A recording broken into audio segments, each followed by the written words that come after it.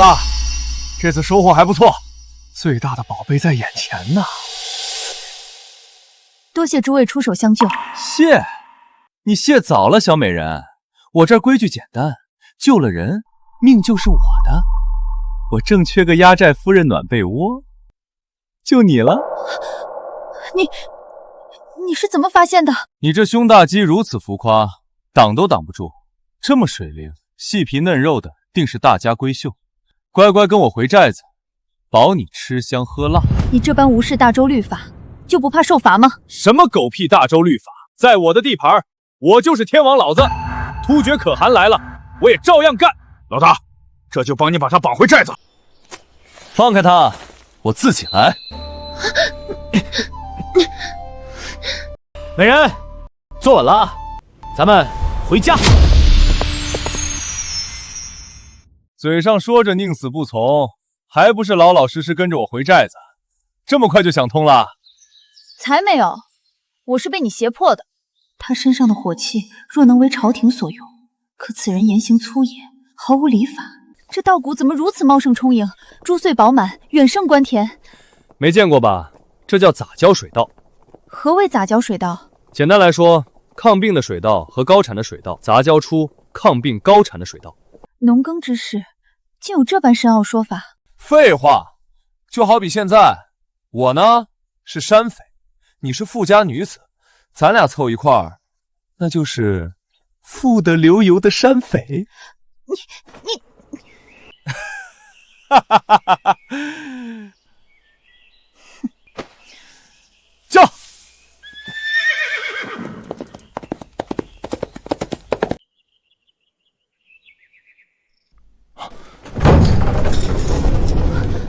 甲胄精良，队列肃整，这真是山匪。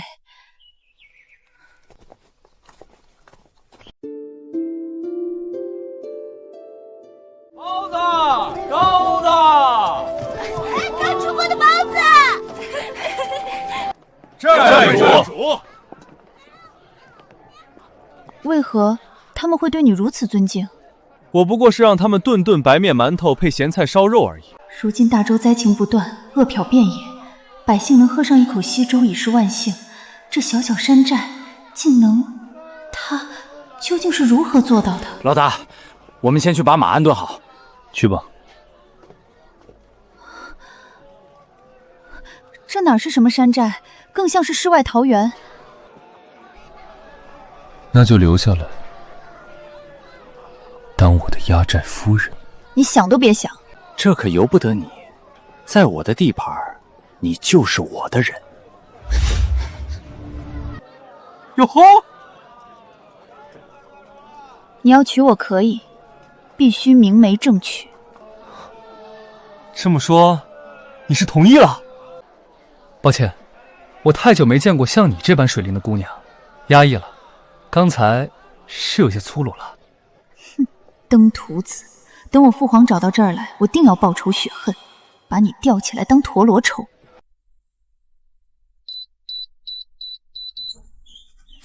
此物是何妖术？电子密码锁。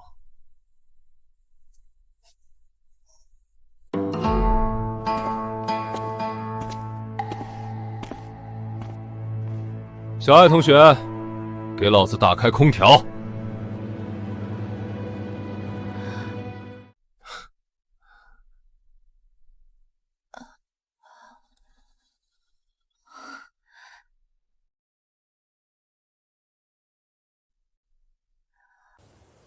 跟我来。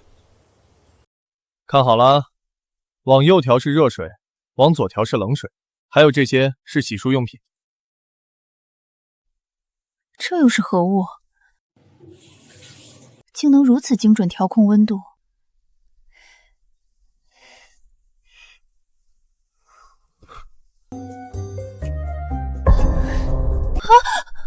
用不用我手把手教你调水温？我这人最热心了。不需要，把门关上。哦。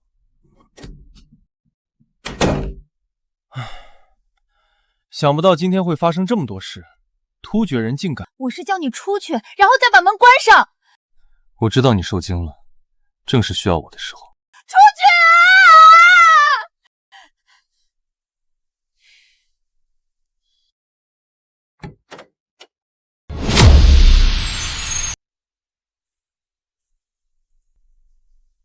过来。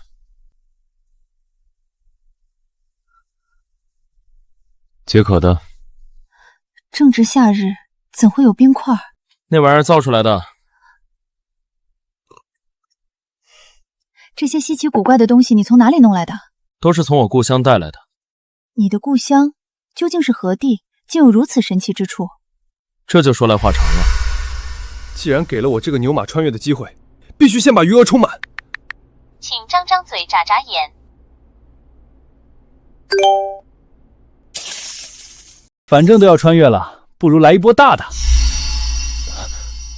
不说了，那是我不堪回首的往事。小鱼，他突厥竟敢动我的邀月，你立刻撰写讨伐突厥的檄文，此战必须踏平突厥王诏。陛下息怒，攻打突厥切不可操之过急。如今邀月公主下落不明，恰恰证明还有一线生机。若此然出兵，恐公主会有危险啊！陛下，探子来报，清风镇外的山寨发现公主的踪迹，公主似乎是被山匪绑架了。山匪很好，先是突厥，再是山匪，区区山匪竟敢动朕的邀月，他们这是自寻死路。李景武，你立即点几个兵，随朕出发，踏平这山寨。几个兵够吗？要不要把那3000禁卫军全带上？愚蠢！你打突厥打怕了，一个小小的山匪也用得着如此兴师动众？是啊，我难道真的被突厥人打怕了吗？区区几个土匪，正好，朕的剑也许久未饮血了，朕要亲自冲锋打头阵。全是奇物，沈晨，你这寨主真会享福。享福？这样的舒适生活很快就没有了。这是为何？大周将亡，乱世来临，战火四起，何处独善其身？什么？大周将亡？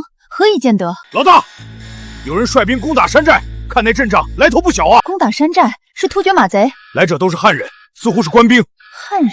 难道是父皇？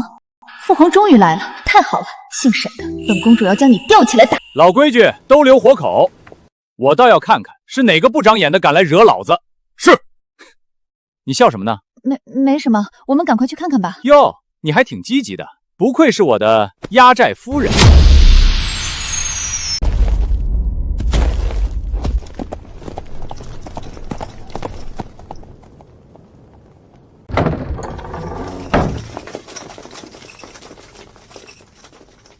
哟呵，有不长眼的人扰了我们山寨的宁静，大伙儿说我们该怎么做？全都拿下！全都拿下！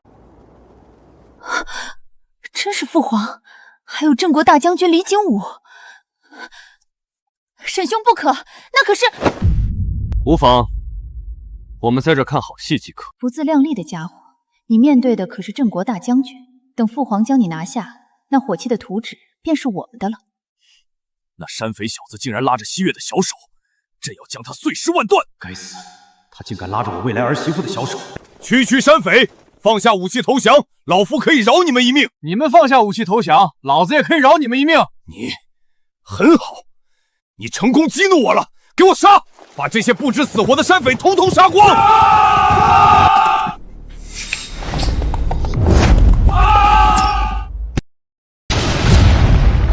我的眼睛，我看不见了！这是什么妖术？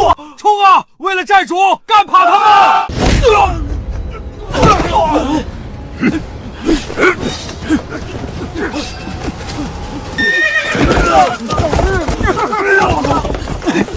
结束战斗也太嫩了点儿。老大，全都解决了。这怎么回事？他们可都是大周的精锐呀！我大周最强精锐，更有战神李景武坐镇，竟在眨眼之间被团灭，这简直是奇耻大辱！这怎么可能？这是什么东西？你说电棍啊，也是我故乡的产物，只可惜这已经是我能买到最好的武器了，再往上就买不到了。老实趴着，等我们老大发落。两位好好配合，可免皮肉之苦。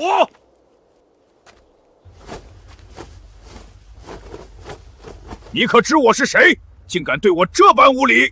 哼，我管你是谁，老子照样电！爹，爹，原来是老丈人啊，误会了。哎呦，电的有点狠了，还带静电呢。他总不会是你亲人了吧？来人，给我往死里电！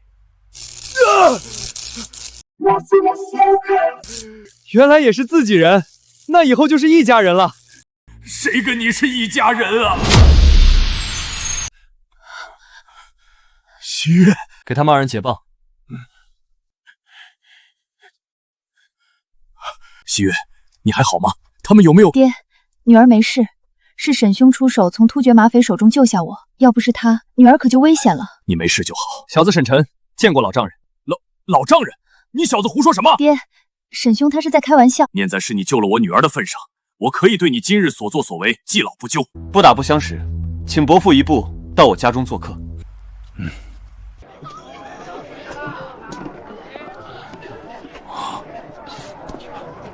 这是何物？竟如此坚硬平整。陛下，这细盐晶莹剔透，有问题。宫中也未曾见过如此精细的盐。寨主，新鲜的牛肉，您尝尝。牛肉，此子竟在农耕时期宰杀耕牛，简直是无法无天。这肉串滑嫩爽口，你用的什么盐？矿盐。矿盐可是有毒的。山匪就是山匪，竟然拿矿盐当食用盐，愚昧无知。大惊小怪，矿盐经过寨主的过滤，早已无毒无害了。打包30串，样样来一点。好嘞。不等着吗？无需等待，会有人专程送至家中。送至家中，竟如此便捷。你小子在这山寨中倒是像个土皇帝。土皇帝，要当就当真皇帝。这大周的天下迟早是我的。陛下，这到处都是他们的人，动起手来是我们吃亏呀。朕只恨没多带点人来。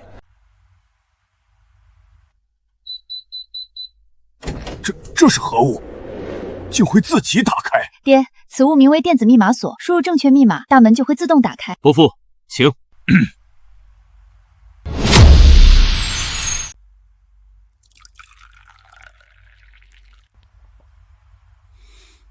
你平日里威风惯了，却栽在区区山匪之手，我养你何用？还不如养条狗。老爷教训的是。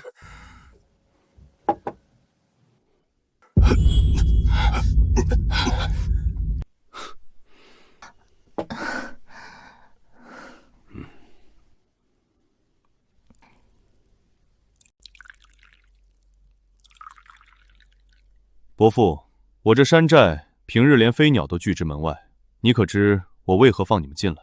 我听西月说，伯父行商南北，富可敌国。我这个人呢，向来喜欢交朋友，特别是伯父这样的富商。商人，他竟不知西月是公主，如此也好，先瞒着他，看看他到底想耍什么花样。在下李家李成，家中产业遍布天下。伯父，您似乎对我有很大意见啊。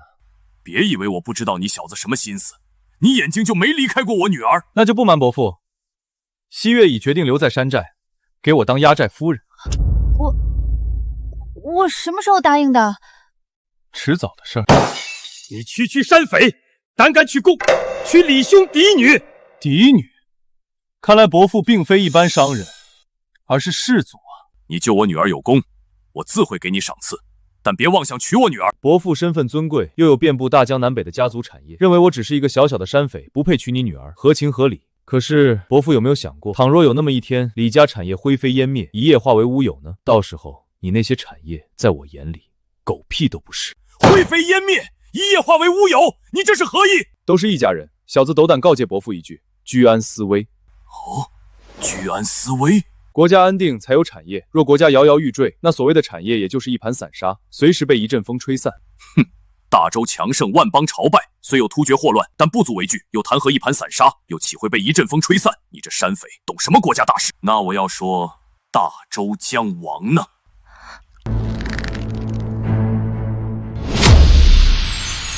呵呵，不出几年，这大周的江山就会易主，到时候你们这些所谓的士族、商人都将沦为阶下囚。小子，你好大的胆子，竟敢在这妄言亡国论！妄言！如今突厥那帮杂碎在大周境内横行霸道，烧杀抢掠，无恶不作，百姓流离失所，苦不堪言。天灾人祸频繁不断，百姓如活在炼狱之中。可那大周皇帝呢？不问世事，无所作为，昏庸无能，朝廷文臣皆是酒囊饭袋，军中将领更是有勇无谋，更有奸臣当道，横征暴敛，各地商贩伺机大肆敛财，这就是历代亡国最直接的迹象。我看这大周啊，离灭亡不远了。你闭嘴！这不过是你意图造反的借口罢了，别在这巧言厉刺，蛊惑人心。陛下，人在屋檐下不得不低头，先忍一时。这小子虽为山匪，却言辞犀利，见解独到，非同凡响，或是大才。你私养重兵，打造甲胄武器，明明就是试图造反，还敢在这儿狡辩！大周将亡，乱世来临，谁也不能独善其身。与其坐以待毙，不如主动出击。这天下从不是谁的天下，这皇位也从不是谁的皇位。谁有本事，谁就能坐上去。好，很好，你小子倒是胆子够大，口气也不小。那伯父私养死士又有何意图？为了自保罢了。伯父乃士族，产业遍布天下，真的只为自保？话都说到这份上了，何不敞开说？有些话要有足够的资格才配听。你一个小小的土匪，拿什么抵御朝廷大军？况且你是以土匪的身份造反，就算你成功了，你也不得人心。哼！老大，王知府前来拜访，让他进来。是。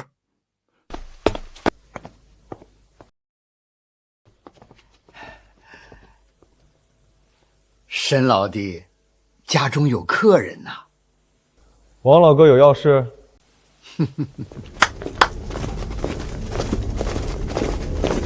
这些精锐身上的甲胄，竟比皇家御用还要高级。承蒙沈老弟照顾，这些是老哥的一点心意，还望沈老弟不要嫌弃。好，过几日老弟我再找王老哥喝酒，咱俩不醉不归。看到没？他们身上的甲胄便出自我手，这可是朝廷也无法拥有的精锐军队。就算这些精锐以一敌百，也攻不破长安城的城墙。长安城墙坚不可摧，岂是你这些乌合之众能轻易攻破的？攻不破，让你看看什么叫做真理只在炮城之内。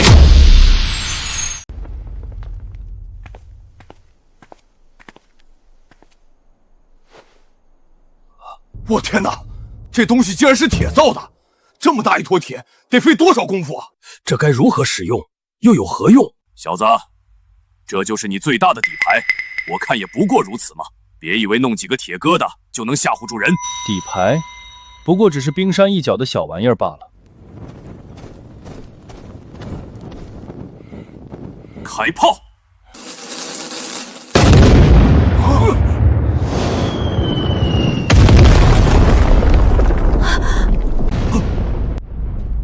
这还只是最初版，且只有5发炮弹。这5发就足以炸碎长安城的城墙了。伯父，事到如今，我有没有足够的资格上桌？上桌？你这是何意？伯父产业遍布大江南北，既有金钱又有私兵，只要我们合作，必定能让我们更上一层楼。他日我若建立新朝，黄袍加身，定为伯父封侯。封侯站在你面前的可是大周皇帝啊！沈兄，慎言啊！哈哈哈，怕什么？我可说的大实话。以后咱们就是一家人，我当皇帝，你就是皇后。这小子似乎有很大的秘密，而且手段狠辣，野心勃勃，真要好好套一套他的话。可我并不认为大周会亡，你不过是在危言耸听罢了。呵呵，只要有大周皇帝在，大周必亡。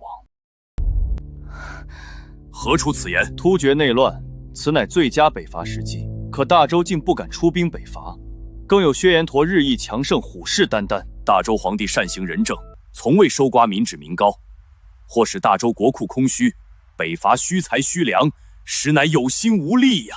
有心无力，善行仁政，都是笑话。不作为就是这世间最大的腐败。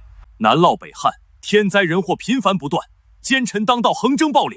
各地商贩伺机大肆敛财，百姓苦不堪言，灾民尸横遍野，这就是大周皇帝不作为导致的。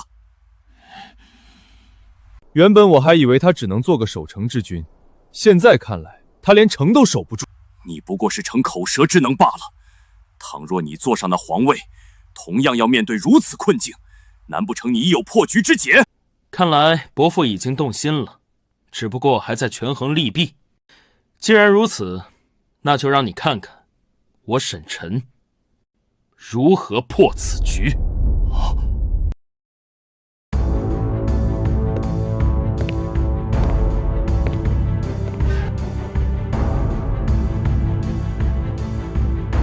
北伐一事直接跳过。沈兄，为何要跳过？这北伐可是大事啊！朝廷那些文臣一个个酒囊饭袋，除了在朝堂上争权夺利、唧唧歪歪，能干出啥实事？军中将领更是有勇无谋的草包，就他们还想北伐？去给突厥送人头还差不多。大周有战神李景武，战无不胜，区区突厥不过是一群乌合之众，根本不足为惧。大周战神李景武，盲无定见的毛头小子罢了，就连我也能一只手将其吊打。你说什么？你算什么东西？也敢跟大周战神比较？你谁啊？我提他关你屁事啊？反应这么大做什么？老夫以前是从军的军人，你说能吊打大周战神？来，我俩先过过招。你确定？来啊！你是不是怂了？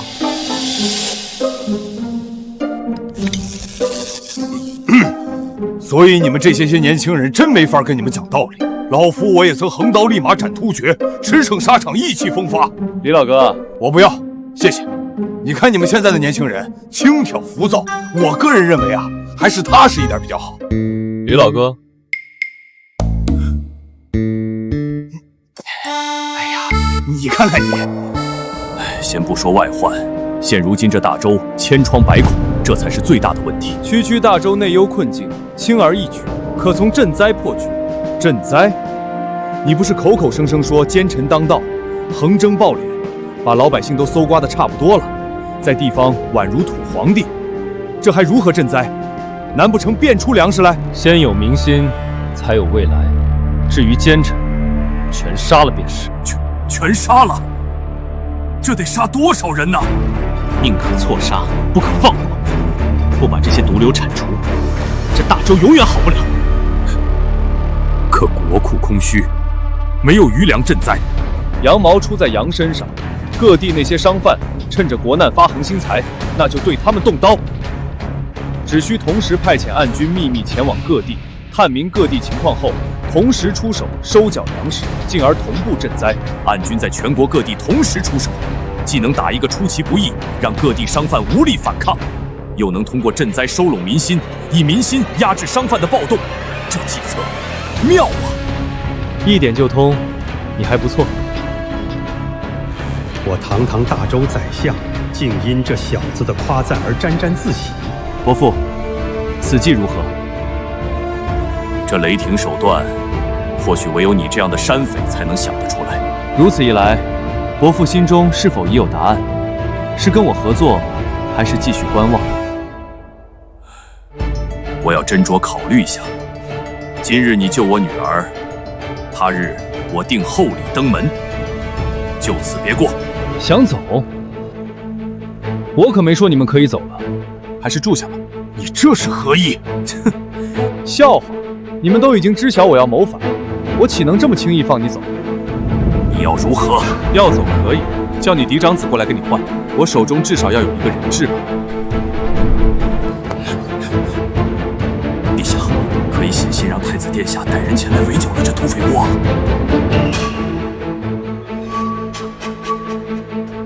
拿纸跟笔来。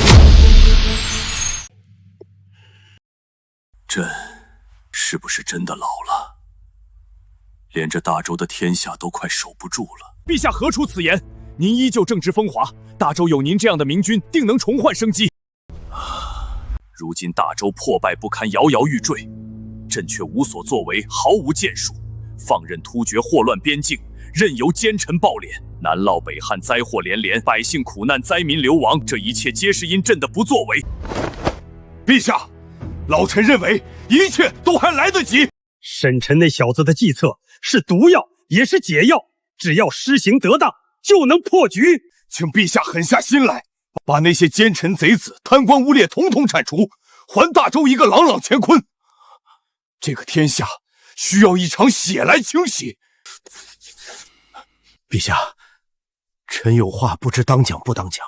直说。沈晨试图造反，虽只是小小山匪，但出自他手的精良甲胄，能致人晕厥倒地的奇怪武器，以及那门威力巨大无比的大炮，这可都是威胁呀！没错，此子有勇有谋，若是成长起来，必定是个祸害。还请陛下趁早做定夺。可他是个难得一遇的人才，并且他造反的根本原因就是大周要亡。若是大周安然无恙，他或许便不会造反。就怕养虎为患呐！此事不可在意，朕自有打算。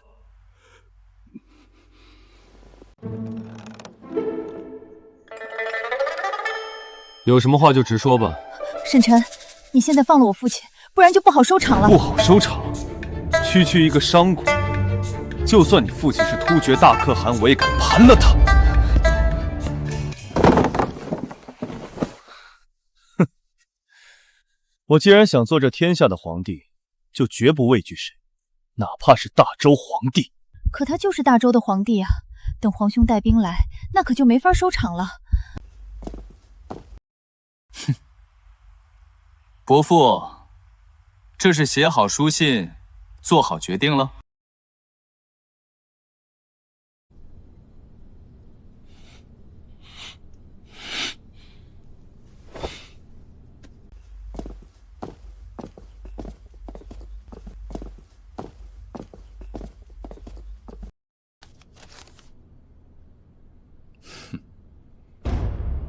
严武，这就把信送出去，不可耽搁。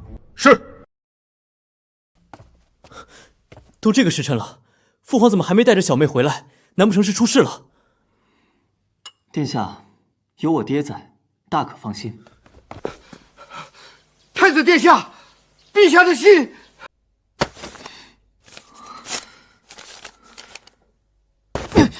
区区山匪，竟敢囚禁父皇！山匪囚禁陛下，坏了，这山匪该不会是沈老弟吧？山匪？这怎么可能？定是这山匪过于狡诈，父皇和镇国将军才会栽了跟头。宗文，你立即点几个兵，随本太子出发，踏平这山寨。殿下，几个兵够吗？要不要把那3000禁卫军全都带上？愚蠢！你打突厥打怕了，区区几个山匪用得着如此兴师动众？是。我难道真的被突厥人打怕了？区区几个山匪罢了。正好，本太子的剑也许久未饮血了，我要亲自冲锋打头阵。奇怪，我总有一种不好的预感。伯父，这是染了风寒，那正好。严厉！老大有何吩咐？为上等牛肉、羊肉，今晚涮火锅。等大舅哥到来，我再尽地主之谊，总不能让娘家人空着肚子回去。是。哼，什么娘家人？既然伯父不领情，那我也不好强求。西月，你喜欢酒吗？沈晨，你现在放了我父亲，一切都还来得及。这酒，走，咱俩到屋内好好品尝这美酒。我得在皇兄带兵来之前，劝说他放了父皇离开，否则要酿成大祸。大胆狂徒，竟敢亵渎我的宝贝女儿！不行，我要去与他拼命！陛下不可，再忍一忍，忍！你们两个废物！我的女儿都要被贼人玷污了！陛下，这是禁卫铁骑，太子殿下来了！来得好！我儿总算来了。等拿下这伙山匪，朕必定重重有赏。陛下，趁机逼他交出火器甲胄、制盐之法，我大周国力必将暴涨。还不够，必须要他把那些农耕技术，还有培育种子的方法也交出来。还有，朕要狠狠揍他一顿，出气。准了，下手重点。老大，不好了！寨子外来了一群官兵，他们身穿甲胄，像是朝廷的禁卫军。没完没了了是吧？朝廷的禁卫军来这儿做什么？莫非是我的事情败露了？皇兄竟来得如此之快，这下糟了。哼！老丈人，你得意什么？莫非外面的兵马与你有关？老大，朝廷的禁卫军处理起来会很麻烦啊。与我无关，定是你小子蓄意谋反。大周的铁骑收你来了。既然如此，我倒要会一会这大周的铁骑。还敢如此狂妄，等下你这破山寨就会被大周的铁器踏平。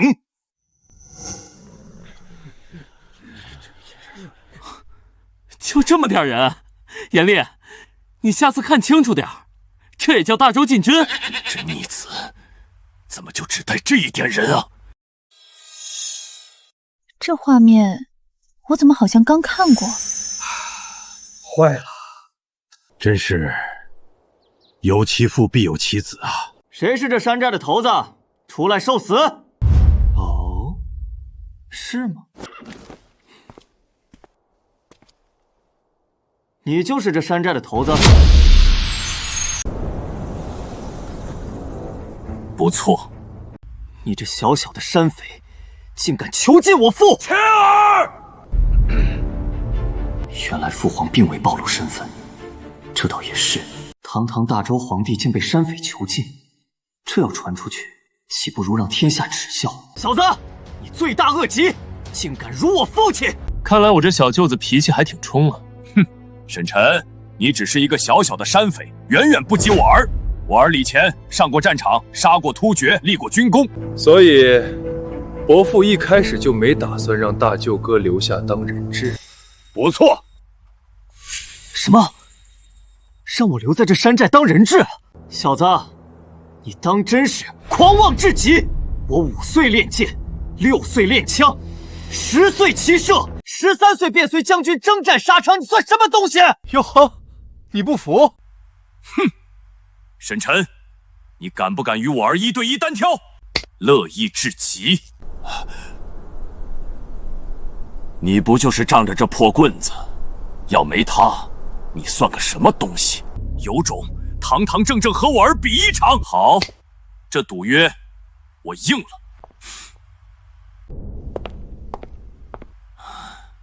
这小子总算上套了。太子殿下，乃大周年轻一辈最强者，没了歪门邪道的沈晨，不足为惧。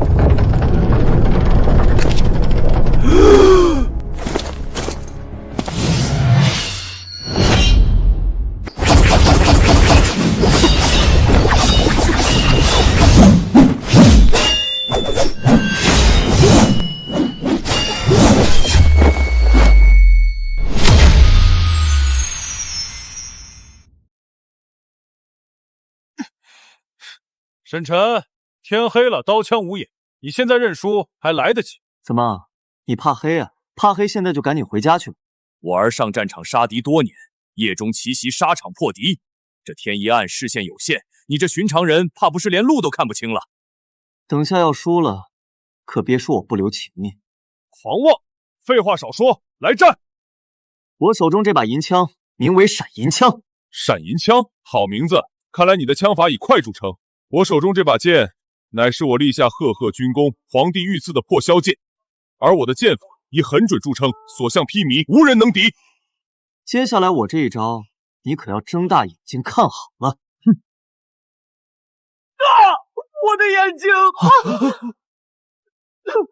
一点寒芒先到，随后枪出如龙。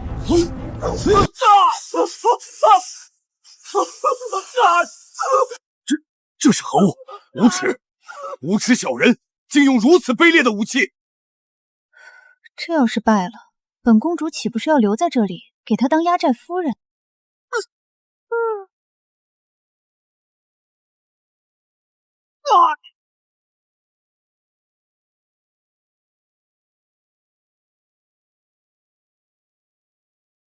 你败了。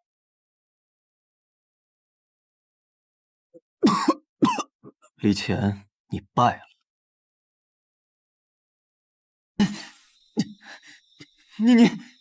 你胜之不武！我以手中闪银枪正面击败你，是你技不如人，何来胜之不武？伯父，这场比武可还满意？是否服气？沈晨，你无耻至极，竟使用如此下作手段！哪里无耻？我只答应不用电棍，可没说不用其他的东西。更何况你也没老实交换人质啊！陛下，冷静啊！这时候千万不能和沈晨彻底翻脸啊！小子，当真以为无人能收拾得了你吗？大伙都别拦我，我要亲手教训教训这小子！你们不守规矩在先，那我自然没必要守着规矩。哎，爹，别冲动，冷静冷静。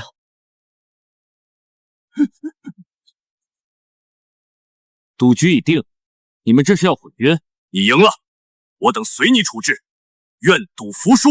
如何处置，我还未想好。晚宴已备好，请各位入座，共讨大事。这山寨真不简单，不只有刚宰杀的牛羊，竟还有新鲜的蔬菜。朕若能够得到沈晨这小子的秘密，这大周的天下定能盛世千年，永垂不朽。这些美食丝毫不逊于宫中啊！父亲，您这是作甚？作甚？我是不是让你派遣3000禁军，结果你这逆子就带了那么丁点人，真是狂妄自大！我这不寻思着区区山匪有何惧灾吗？谁曾想那山匪如此无耻，用什么闪银枪，太阴险狡诈了！愚昧！严厉，把酒拿上。尝尝我故乡的特色毛子。这是何酒？竟如此醇香！只闻酒香，便已足矣啊！一帮没出息的家伙！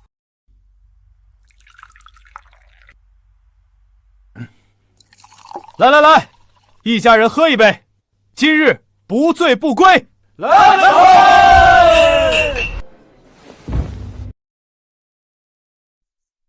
醇香浓郁，好酒。此酒只应天上有。哼，勉勉强强能入口。择日不如撞日，你我交杯酒后，就是一家人了。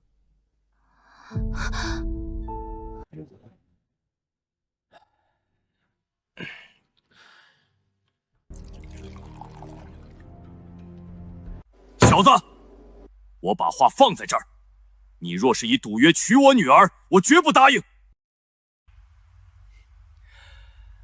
哎呀，多谢老丈人提醒，我原本还愁着如何迎娶西月呢。你这简直就是困了送枕头，正中我下怀啊！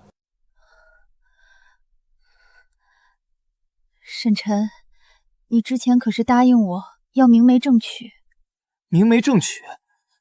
可小妹你已有婚约啊！已有婚约？是哪个不长眼的敢跟我抢女人？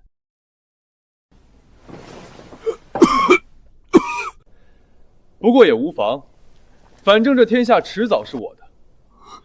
所谓一纸婚约，在我面前，不过是一张废纸罢了。这天下迟早是你的，你要谋反？好在没有暴露身份，不然的话，他直接杀了我们，当场篡位了。沈晨，春秋大业岂是动动嘴就能成的？别在这里大放厥词了。我这不就正要和伯父谈一谈合作，你我联手，大业可成。如今你已知晓我李家家底，而我对你一无所知，如何合作？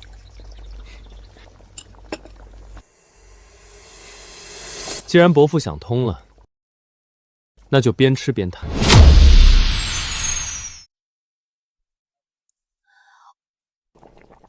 这牛肉往锅中这么一放，再蘸上酱料，竟能如此美味。此物名为火锅，春夏秋冬四季皆宜，不论荤腥素菜，放入这滚烫的锅中一涮，便是难得的美味佳肴。若是以此物为招牌，开酒楼饭馆，生意定能红红火火，发扬光大。伯父，发扬光大的前提是百姓安居乐业，这大周不行。你罢了，我不与你争论这些。好酒好肉，快宰快宰！这酒，诸位以为应该卖多少钱合适？老夫嗜酒如命，走南闯北，喝过无数美酒，却从未喝过如此香醇的美酒。依我看，此酒1斗10千钱。1斗10千钱，这价钱竟能与醉仙楼的头牌名酒相当了，会不会有些高了？价钱低了，此酒独一无二，1斗100两都不为过。1斗100两，你这简直是狮子大开口啊！小子，你真以为会有人花100两银子买你这酒？这可不是一笔小数目啊！这民间不缺有钱人，关键是如何把酒卖出去，让他们心甘情愿地掏钱。世人皆知大周国库空虚，是因大周关爱百姓，施行仁政所致。可百姓也没钱，那钱呢？钱都去哪儿了？所以你是打算把这酒卖给那些达官贵族？不错，那些达官贵族腰缠万贯，不差这点钱。此酒虽好，但没有足够的名气，即便是达官显贵，也难以舍得花费100两购买区区1斗。打响名气，我已有计策。只要按照我的计划行事，这酒必定能声名远扬。而这酒的酿制，不知伯父有没有兴趣？朕若不与沈臣合作，他也可与他人合作。有话直说，不必拐弯抹角。正如伯父所见，我这寨子虽小，却五脏俱全，甚至与长安相比，有过之而无不及。若想成就大业，唯一需要解决的问题，那便是人力物力。所谓钱财，与其收割百姓，让他们苦不堪言，不如劫富济贫，让那些为富不灵者将钱都送上门来。好，说得好！那些达官贵族一个个爱财如命，平日里搜刮民脂民膏。倘若这酒真能让他们出血，何乐不为呢？这么说，伯父是同意合作了？酒虽好，却远远比不上你那能够致人晕厥的棍棒，还有那恐怖的火炮，这才是关键所在。伯父，你还真是贪得无厌啊！既想要酒的利润，又觊觎我的武器装备，你这又是何意？哼！此前我欲造反，伯父却遮遮掩掩，欲拒还迎，始终不肯表明真实态度。现如今，伯父似乎比我还要急于求成，这转变可真快啊！所以，你这是不信任我？没错，现阶段我并未能够看到伯父，也就是李家的实力。这天下可不是什么阿猫阿狗都有资格争夺的。这小子越来越狂妄了，难道我这大周皇帝还不够资格？等酿酒仪式完成后，你我再做进一步的合作。如此也好，就依你所言。事关紧要，就此别过。那我就在这山寨中等候伯父的好消息。钱儿，你且留在这山寨中。所以，我真是人质？我堂堂大周太子，竟是父皇用来换取自由的人质？这传出去，我的脸面往哪儿搁？西月，跟我回去，这里不是你该久留的地方。这就舍不得我了？本姑娘才没有，你别自作多情了。你跟伯父回家去，假以时日，我沈晨必定对你李希月明媒正娶，让你风风光光的嫁给我。明媒正娶？即便你我合作，共讨大事，我女儿也绝对不可能嫁给你这个土匪头子。你休要痴心妄想！今日你救我女儿，他日我定厚礼登门。就此别过，别再纠缠我女儿。厚礼就不用了，不如让西月以身相许，当我的压寨夫人吧。打住！这小子是铁了心想拐走我这未来的儿媳妇。严厉，备马车，恭送老丈人。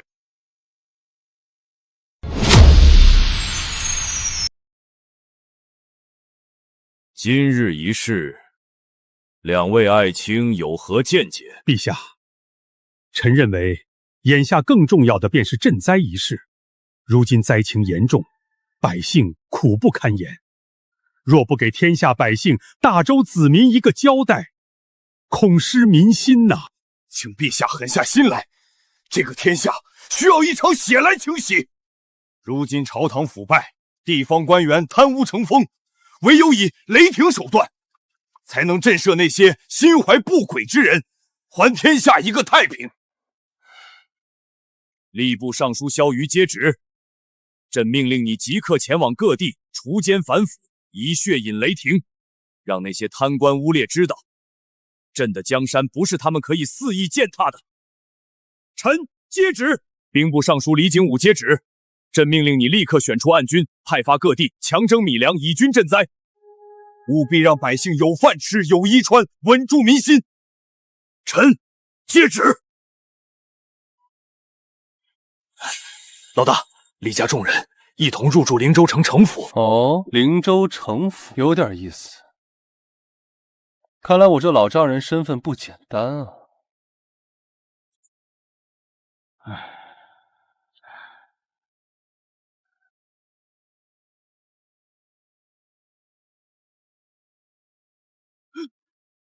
微臣王石拜见陛下。是微臣有眼无珠，于山寨中未能认出陛下，请陛下恕罪，臣罪该万死啊！王石，你这知府真是威风啊，竟敢私养重兵，你好大的胆子！陛下，臣冤枉啊！臣并未私养重兵，突厥马贼祸乱灵州城，臣为保灵州城，保灵州城百姓的安危，便从沈臣手中购买甲胄，并让沈臣对城府侍卫操练培养。臣一心护民，绝无反心啊！请陛下明察。绝无反心，很好。朕正好有话要问你。陛下，这身甲胄便是从沈臣手中购买得来的，可否看出此甲胄有何玄妙之处？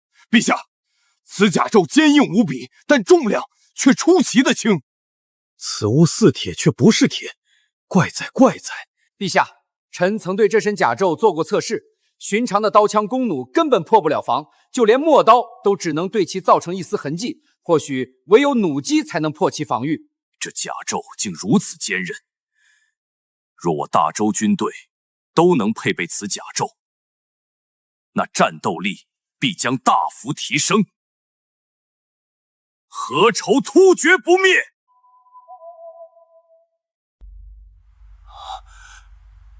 当真是奇物，如此精妙绝伦，世间罕见呐！世人晕厥的棍棒，威力巨大无比的火炮，以及这甲胄，更别说他那院子里那么多稀奇古怪的玩意儿。这沈臣难不成是神仙？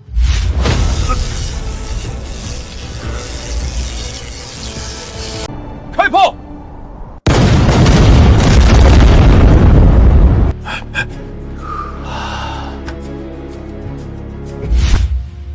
沈臣手中还有一把火器，发动攻击时声势浩大，但却无比精准，能一瞬之间击杀敌人，让人防不胜防。手持的火器又是奇物，这等宝贝若能为我大周所用，倘若我大周将士皆穿戴此甲胄，再手持火器，又有火炮破局，定能所向披靡，战无不胜。没错，若是如此，区区突厥马贼根本不足为惧，我定要让他们有来无回。可陛下，沈臣他一心只想造反，这该如何是好啊？造反？沈老弟竟要造反，那我岂不是完了完了，彻底完了！王石，臣在。沈臣那小子并不知道朕的真实身份，朕命你不得暴露朕的身份，今后种种细节必须及时上报。臣一定小心谨慎，绝不敢有违陛下旨意。萧玉、李景武，臣在。即日起，除奸反腐，征米赈灾。臣等定不辱使命。都是我的，都是我的，都是我的！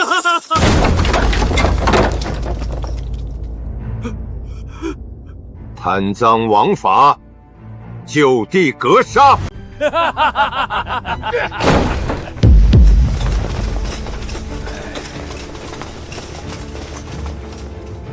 皇帝谕令，征米赈灾，今日就是你们的末日！谢大人，谢大人！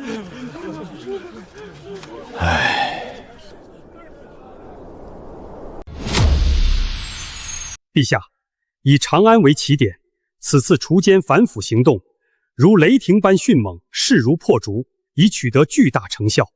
不少贪官污吏都被揪了出来，百姓们无不拍手称快。不够，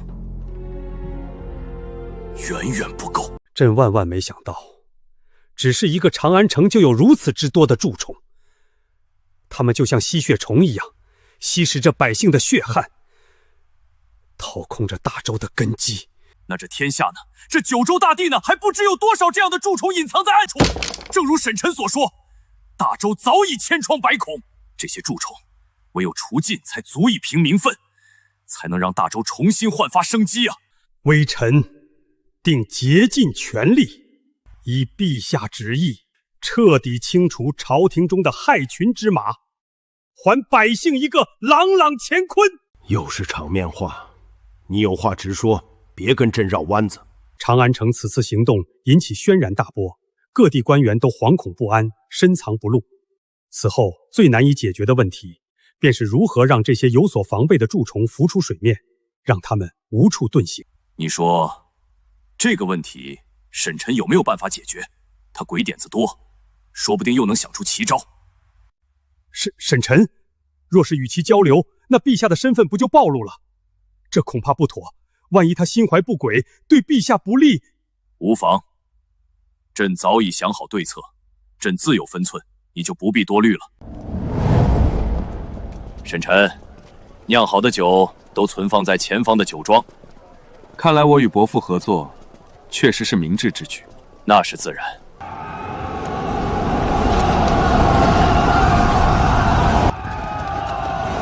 沈晨，你一直在寨子里，可能有所不知。大周朝廷这几日以举国之力锄奸反腐，征米赈灾，这些难民也在陆续得到救助，情况正在慢慢好转。锄奸反腐，征米赈灾。沈晨，若是大周不会亡，你是不是就不会反了？我生怕有那么一天，你与父皇兵刃相见。小子，是不是很意外？你该不会以为整个天下就只有你能想出这样的计策吧？普天之下，终有能人异士。我甚至可以这么认为，这个计策并非有你所想，而是你道听途说罢了，不过是个食人牙玉之徒。原来那日你之所见乃是盗窃，山匪就是山匪，终究上不了台面。你们这一唱一和的，还是太着急了。你这是何意？倒打一耙，操之过急了。此计策，我敢与你们相谈，就完全不怕大周朝廷之人所知，更不怕大周皇帝采取此计策。可如此一来，大周内忧得以解决，大周不亡，你还如何反？何以见得大周内忧得以解决？先是除尽害群之马，再是赈灾重获民心，大周的内忧不就迎刃而解了？倘若我说这只是大周内忧其一呢？只是其一，大周内忧还有其二、其三。伯父，人老实话不多，以后这类话题就不要再提了，我怕再来几次就毁了你我的合作。我以李家全族起誓，我绝对没有将你所说计策泄露出去。小子，跟朕耍小心思，你还嫩了点儿。这个计策可是你当着朕的面提起的，与泄露无关。看来是我误会伯父了。哼，你小子过于浮躁，我不过是试探你，你就翻脸不认人，这我还怎么放心把我女儿交给你？爹，你都没问我同不同意。你别以为你爹我不知道你的小心思，就这几日茶不思饭不想的，你呀你。小子，朕都把话说到这份上了，你就顺着朕的意愿上钩好吗？就这一次。厉兄，你也没问我同不同意。萧老哥，伯父嫁女还要征得你的同意？这一纸婚约怕是要作废了。现如今大周朝廷，先是除了害群之马，再是赈灾重获民心，天下就此安定。我就问你，你还反不反？反？为何不？你小点声，哪有像你这样大庭广众之下大声谋逆的？就算世人皆知，也只会认为我不过是逞口舌之能罢。小子，我倒要看看，如今这局势，你如何反？到酒廊再谈。哼。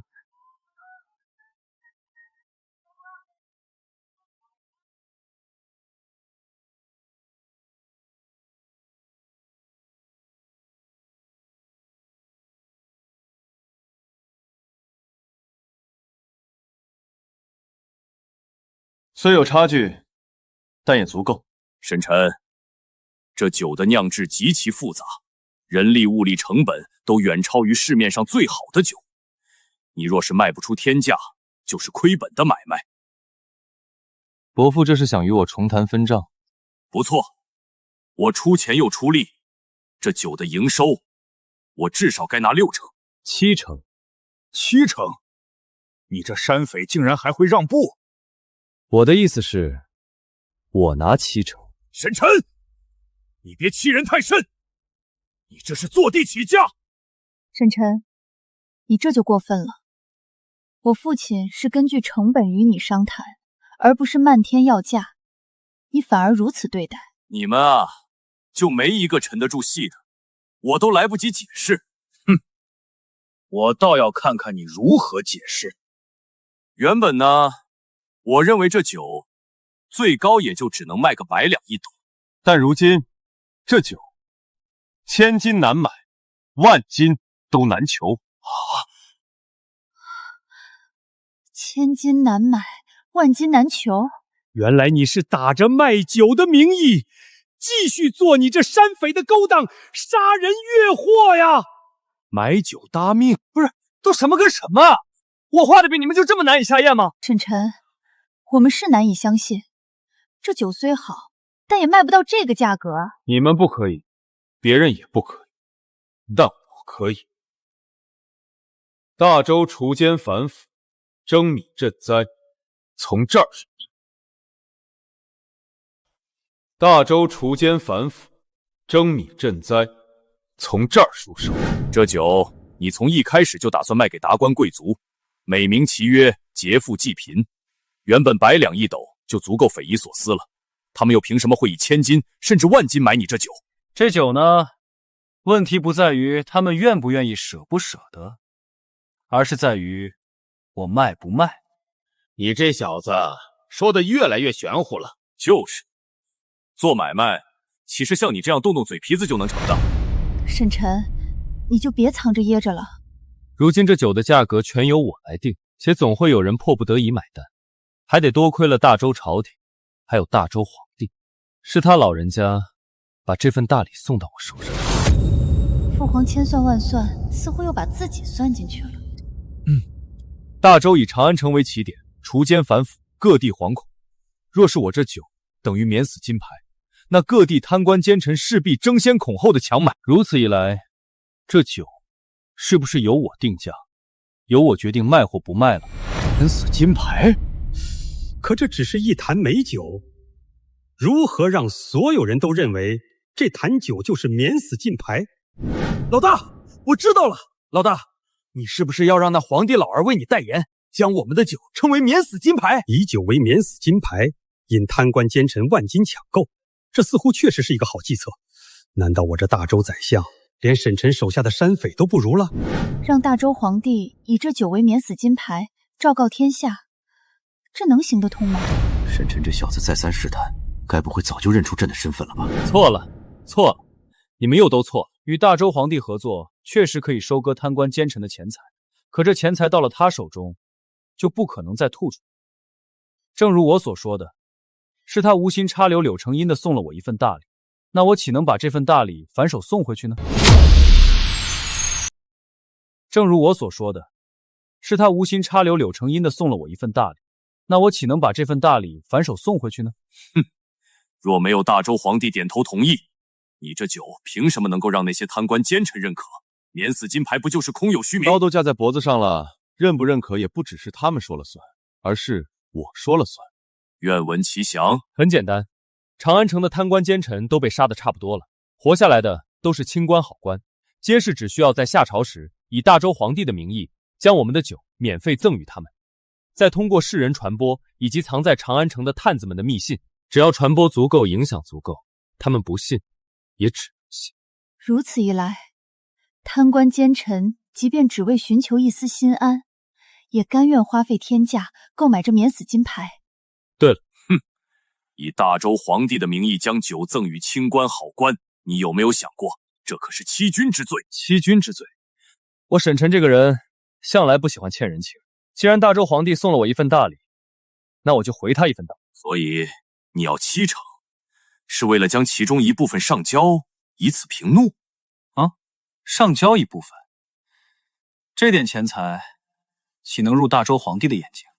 能入啊，朕看得上啊。不上交钱财，那你如何解决欺君之罪？长安城动荡，地方惶恐，大周朝廷在地方除奸反腐，势必艰难重重。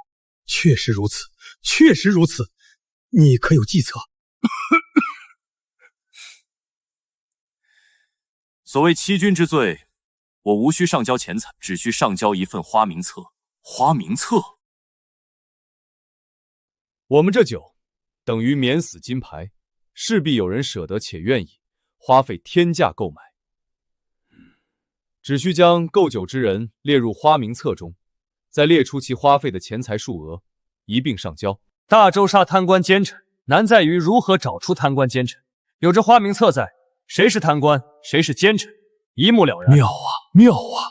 若此子入朝，我这宰相之位怕是要易主啊！好一个花名册，此计可让一众贪官奸臣如鱼儿愿者上钩般争先恐后的送死。如此一来，你就等同于替大周皇帝查找贪官奸臣，而大周皇帝只需要对着花名册杀人就行。有这花名册在，欺君之罪又有何妨呢？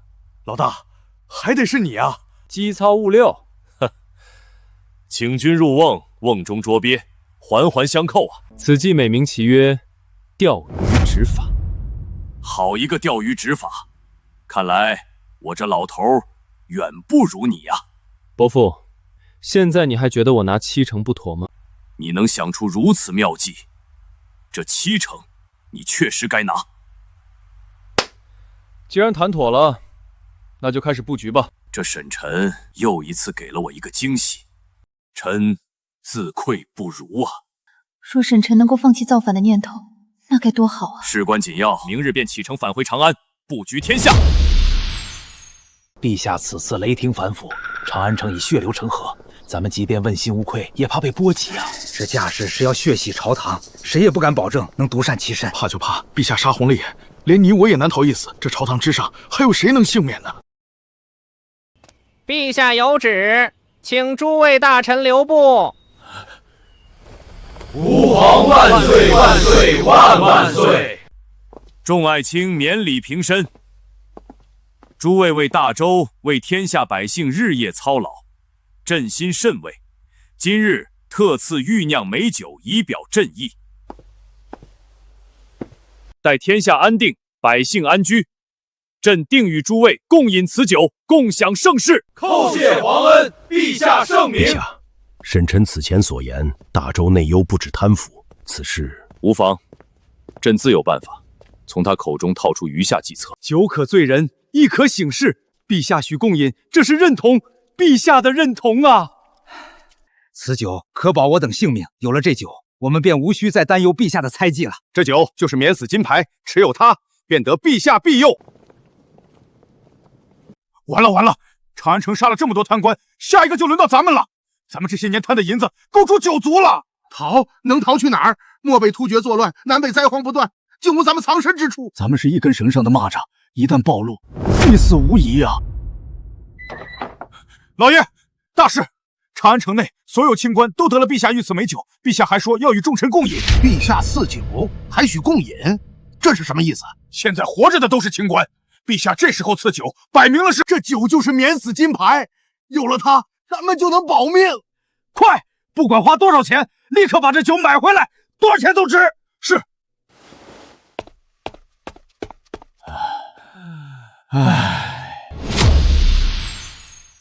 瞧一瞧，看一看喽！祖传佳酿美酒，一坛只需100两。有缘酒楼卖酒只卖有缘人，一坛酒100两，抢钱呢！什么有缘人？我看是专宰冤大头。这般定价，真会有人来买？为何不行？我只需把酒摆在这儿，自然有人来买。你看，这不就来人了吗？老板，这酒我买了。王老哥，你怎么也要买这酒啊？沈老弟，你是这酒楼的老板？不错，这酒只能在有缘酒楼买得到。免死金牌酒竟然是沈晨在售卖，100两一坛，给我来一坛。王老哥买酒，我这老弟怎能收你的钱呢？白送你了。这不好吧？他就这么白白送给我了。这能像传闻所说那般，持有此酒就能免死？王知府如此急着买酒，莫非心中有鬼？陛下，陛下，陛下，陛下曾赐此酒于朝中重臣，我也想尝一尝此酒有何不同之处。只是如此，没有其他原因。你也知，我嗜酒如命。这倒也是，不说我都忘了。沈老弟，你这就不对了。你有这等好酒，竟然藏着掖着。好说好说，找个时间你我大喝一场，不醉不归。所以王知府还要买这酒吗？不买了，不买了。伯父，你这就不对了。王老哥就是我的有缘人，这酒我卖了，而且不收1分钱。沈老弟，沈老弟，你别害我呀！这酒我还是不要了吧。让你拿着你就拿着，这事儿我说了算。那我收下了。王知府买这酒，怕是别有用心啊。这酒哪是什么免死金牌啊，简直就是送死的催命符啊！哼，行了，伯父你就别逗他。王老哥，好走不送。沈晨，别忘了在花名册上记录王知府的名字。那是自然。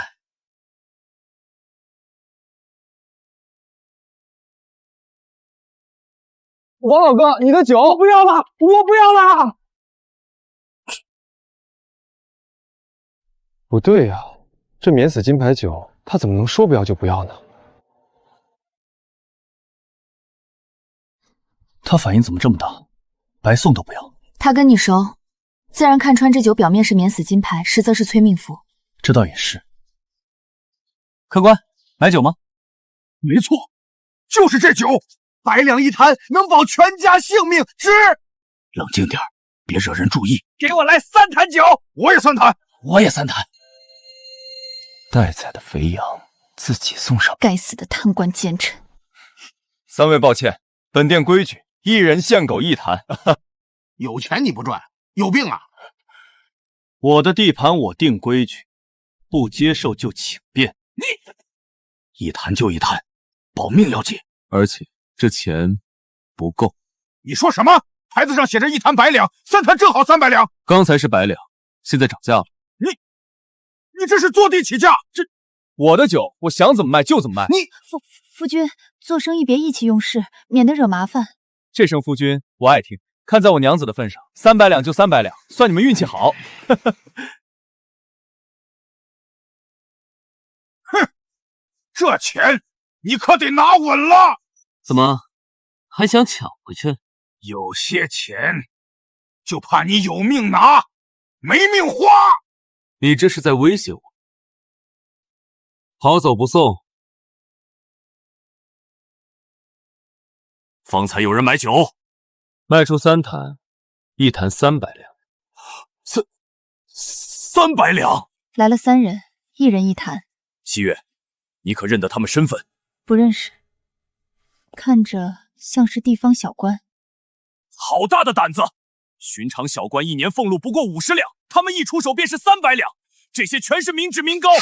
人在哪儿？朕，我定要将他们就地格杀！伯父，不可！有何不可？此等贪官，人人得而诛之。杀他们可以，只是伯父有把握杀了这3人后，还能独善其身。先杀了再说。伯父，你为何动怒？你这反应不对。爹，花名册上交给大周朝廷之后，这些贪官奸臣定会受到应有的惩罚，何须你亲自动手？我一想到大周百姓被这群贪官剥削鱼肉，就一时冲动。伯父你啊，还是这般毛毛躁躁。严武，老大，立刻跟随那3人，查清这3人的府邸官职底细。明白。单靠严武1人能查清楚吗？这你就放心吧，严武可是受过专业的训练，区区小事不值一提。哦，我很好奇，你手底下像严武这样的人还有多少？严武只是我手底下一个小小的掌柜罢了。方才我们与那3个贪官交易的时候，大周各地也同时进行交易。同时进行交易，这大周100余州城，那岂不是意味着沈晨手底下至少有500个像严武这样的精锐？你若再喊我一声夫君，我可以满足你的好奇心。你得寸进尺。早晚的事儿，多叫几声就习惯了。伯父是世家大族，想必结识不少朝中官员。你想做什么？直说无妨。这场风雨还得再添一把火。酒虽有名，但贪官还在观望，毕竟免死金牌只是虚名，没人真信。你想让朝廷反腐的官员去查出买了酒的贪官？没错，而且必须找一个天下公认刚正不阿的官，配合演一场戏。这天下谁人不知大州监察御史陆清为人刚正不阿，为官两袖清风。若伯父能请动他，让他高调查办，却在看到我的酒后当即收手离去，如此一来，天下人便会认定这酒真能保命。到那时，我这酒才能真正卖到千金一坛，万金难求。好，我来安排。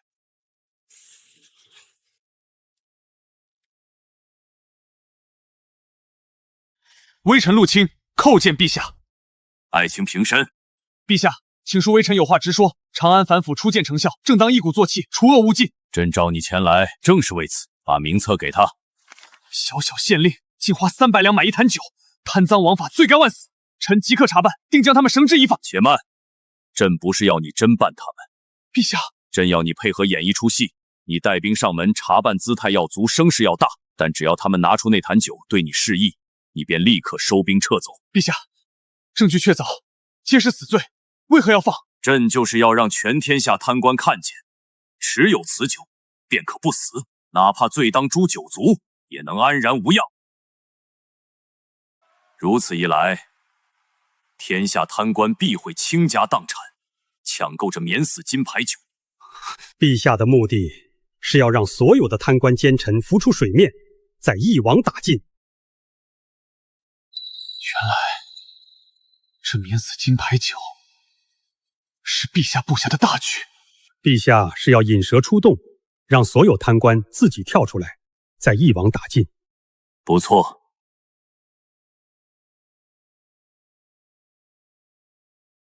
天下人都知你陆清铁面无私，两袖清风。朕今日升你为侍御史，你在灵州城大张旗鼓查办贪官，声势越大越好，要让全天下确信，这酒真能保命。臣遵旨，定不辱使命。沈臣此计环环相扣，步步杀招。你又要说你不如沈臣了。臣，萧伯父，您还是言重了。我倒没有言重，反倒是公主似乎对沈臣越来越上心了。我儿也不如沈臣呐。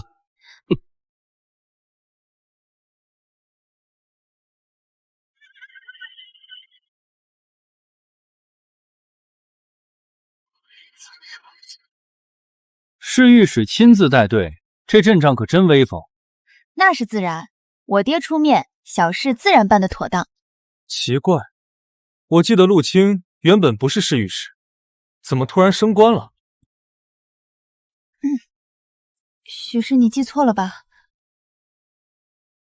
是吗？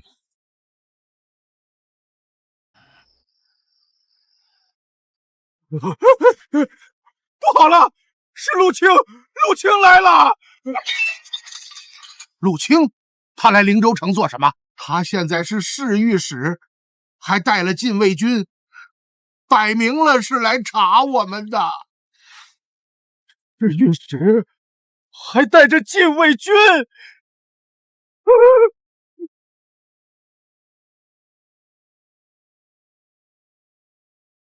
将府邸四面围住，一只苍蝇也不许放走。是。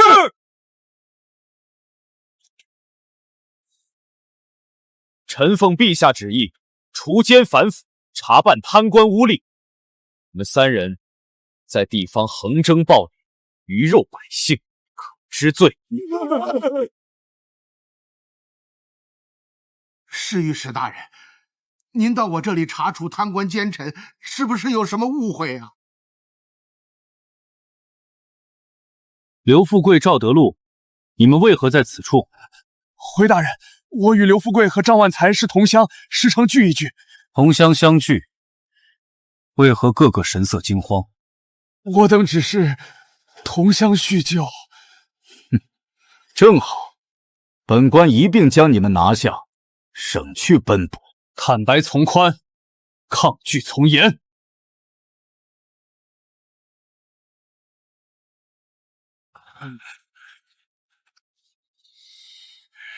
侍御史大人似乎对这酒情有独钟啊！正好大人远道而来，我等更应尽地主之谊，今晚不醉不归，如何？你们，这酒，陛下曾言要与天下文武重臣共饮。你这是何意？陆大人奉陛下之命到灵州城除奸反腐，我等见陆大人就如同见陛下，此酒为何喝不得？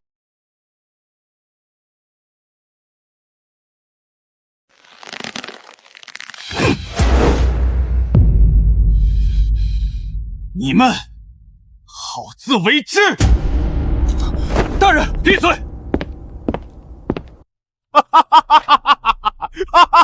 成了，有这免死金牌酒在，铁面陆青也得乖乖走人。什么青天御史，在这酒面前就是纸老虎。话虽如此，朝廷已经盯上我们，还是要小心。多虑了，连陆青都动不了我们，这天下除了陛下，谁还敢动咱们？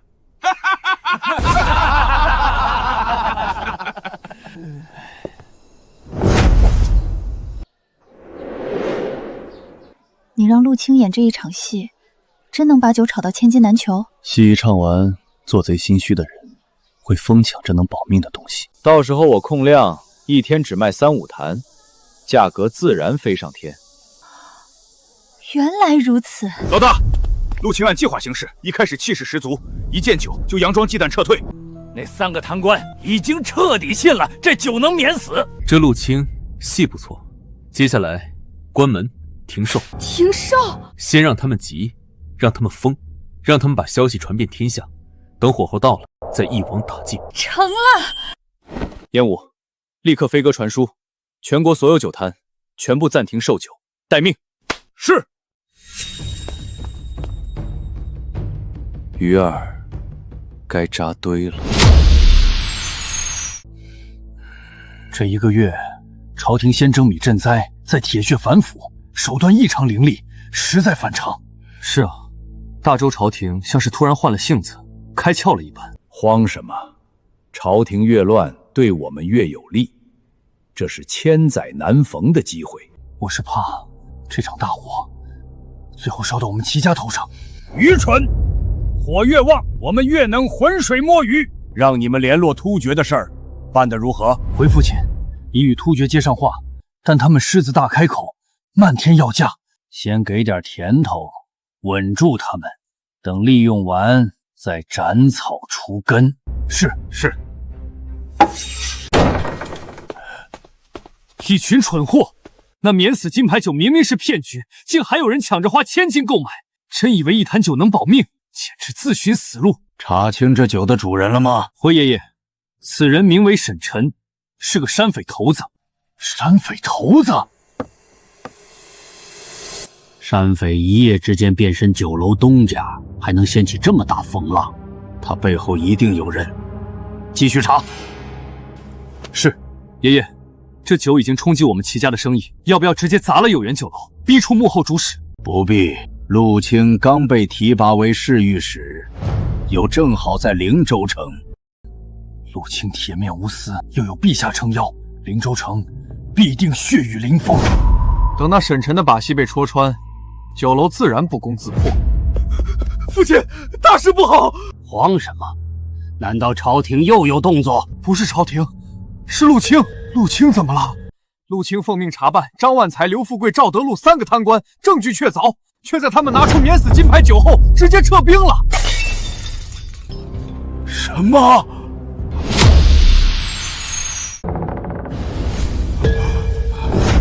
这不可能啊！免死金牌酒真保了那3人，这怎么可能？事实就是如此。陆青率领10几个禁卫军包围了张万才的府邸，显然他手中已有十足的证据，势必是要把张万才一网打尽，但却因免死金牌酒被迫将禁卫军撤走，连他也无计可施。陆青被命为侍御史，难不成是皇帝对陆青下达命令，有酒就能免于一死？匪夷所思。当真是匪夷所思。父亲，先别轻举妄动，容我上朝试探风声，再做打算。你的意思是，这有缘酒楼背后之人，很有可能来自于皇室？不错，沈晨不过是个山匪头子，绝非是他能够布下此局的。此酒首次出现是在夏朝时，皇帝御赐于长安各官，会不会此酒与皇帝有所关系？借御赐之名行钓鱼之事，伺机敛财，更像是内卫的手笔。难道是内卫？此事不可再提，暗中调查即可。是。寨主哥哥叫我们来做什么呀？肯定是寨主赚了大钱，给我们发好吃的。我要你们从此读书识字，学知识，考功名，将来为山寨、为百姓出力。我们是山匪，也能考功名吗？有我在，定保你们平步青云。读书识字，考取功名。元武，带他们去吃大餐，今晚烤全羊。寨里这么热闹，发生什么好事了？好事，你们一来，准没好事。哼，你召集这些孩子想干什么？培养小土匪，让他们跟你一样占山为王吧？占山为王？你也太小看我这山寨里的乖孩子了。再过几日，贪官奸臣都杀光了，官职也就空出来了。我要让寨子里的孩子考取功名，入朝为官。你说什么？让他们考取功名，入朝为官？你要让他们考取功名，入朝为官？沈晨，你这是在祸乱朝纲，残害百姓！好你个贼子！没想到你心思如此歹毒。沈晨，你为什么要这么做？你们来我山寨就是为了说教。你一心谋反，如今又要安插人手入朝，我们怎能不担心？不劳你们费心，我让孩子们读书做官，为的是天下苍生，不是为了我沈晨一己之私。大周将亡，朝廷有这些孩子在，天下才不会大乱。若大周不会亡呢？若是大周不会亡，那就由他们发光发热便是了。可惜没有这个如果。我说你为何如此言之凿凿，认为大周将亡，原来你的目的在于此。若是朝廷重要官职都是你的人，都听从你的号令，那这大周不可能不亡。你以免死金牌9为计，献上花名册，让大周除尽贪官奸臣，此举本该名垂千史，却没想到你的所作所为皆是一己私欲。小子，我真是看错你了。所以你们现在是一致认定大周灭亡出自于我，是吧？那不然呢？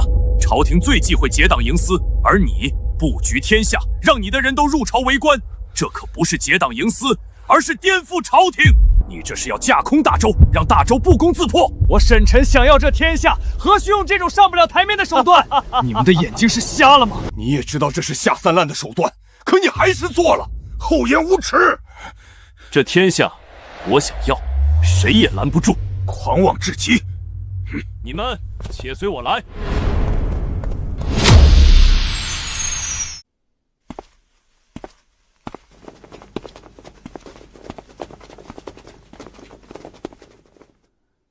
接下来你们看到的，就是我逐鹿天下的底气。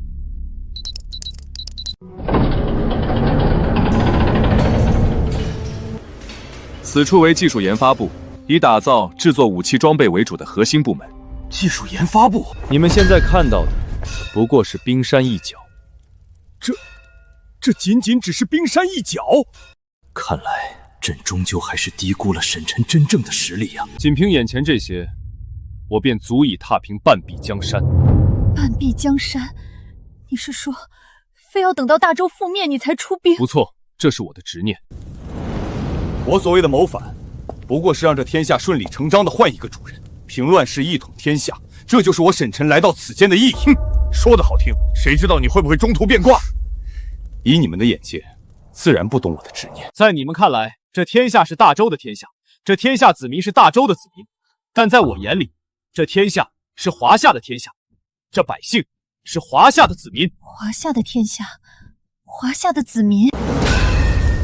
我之所以等大周亡后而反，是为了不伤及华夏子民；我之所以在大周亡后而反，是为了给所有华夏儿女一个安稳太平的未来。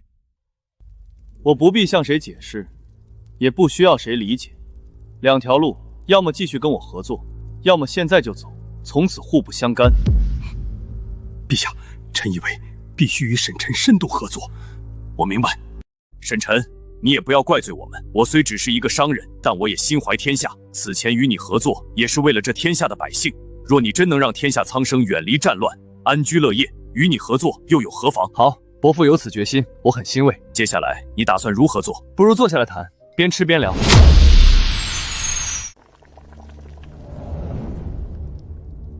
要掌天下，必先布局于民。你心中已有定计，不妨直说。第一步，造福百姓，收拢民心。李兄为商人，你为山匪，如何造福百姓？如何笼络民心？很简单，盐。严武，把东西带上来。是。这是矿盐。沈晨，你可知矿盐有毒，岂能食用？你想用毒盐害民蒙利？你们看看另一碗，这盐雪白细腻，竟比皇宫御盐还要精纯。无异味，无海盐腥气，这真的是矿盐？你在军中多年，海盐、矿盐都食过，尝一尝不就知道了。陛下，这是要我以身试毒。如何？这盐入口即化，半点苦涩都没有。民间早有矿盐提存之法，但工序繁杂，产量极低，更绝无你这般精细。我的提存之法举世无双，远非民间可比。沈晨，你的意思是矿盐的提存？没错，方法简单，产量巨大，管够天下百姓吃盐。若能如此，这是造福苍生的千秋伟业。你可知朝廷管制盐业，私贩是死罪？死罪？若这盐价人人都买得起，若这盐量足以养活全天下呢，这还是死罪一条吗？更何况这大周没人能定我沈晨的死罪。盐业由朝廷直管，又牵扯世家商贾利益，盘根错节，你打算如何摆平？这不是我该愁的，是伯父该解决的。这点事都办不成，你我也不必合作了。即便如此，怎么可能每个百姓都买得起？就连军中的盐都是天价。大周的海盐20文一斗，我这矿盐一斗只需5文钱。5文？这般定价，你岂不是血本无归？海盐靠海运，运费昂贵；矿盐遍布大周，就地开采，就地炼造，几乎无运费成本。这生意稳赚不赔。他本可凭此富可敌国，却偏偏低价利民。倘若我成为这天下之主，我将不设盐监，不征盐税，不尽私产，盐价只会更低，人人皆可食盐。此等雄心远见，可惜一心要反。别这么看我，我靠盐收民心，民心助我登皇位，这天下自然就是我的。这点盐力和皇位比起来，不值一提。我还以为他一心为民，原来还是为了造反。果不其然，所谓远见都是为了造反。矿盐生意交给伯父来做，如何？能造福百姓，自然可行。提纯之法全在这里。你竟把如此重器放在这显眼之处？这院子除了我，无人能进。收益你拿70%，我只要30%，但商号必须叫沈商矿盐，一言为定。好，这小子还真是心思缜密。你回去立刻收购盐山，从速造盐，时间不多了。时间不多了，这是何意？没什么，我只是想早点看到大周百姓人人都能吃上一口干净盐。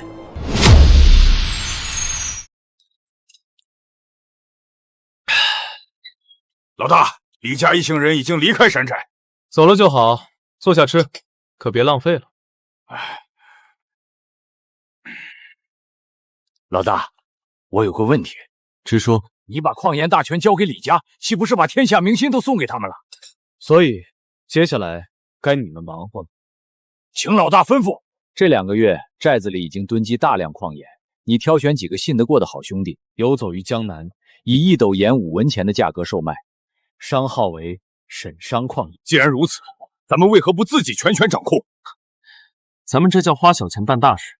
只要江南百姓先认我沈晨的盐，即便李家后来发力，民心也会记在我头上。可李家若是反水呢？他们有能力垄断盐业。你可曾听闻神仙画卷？神仙画卷，那是什么？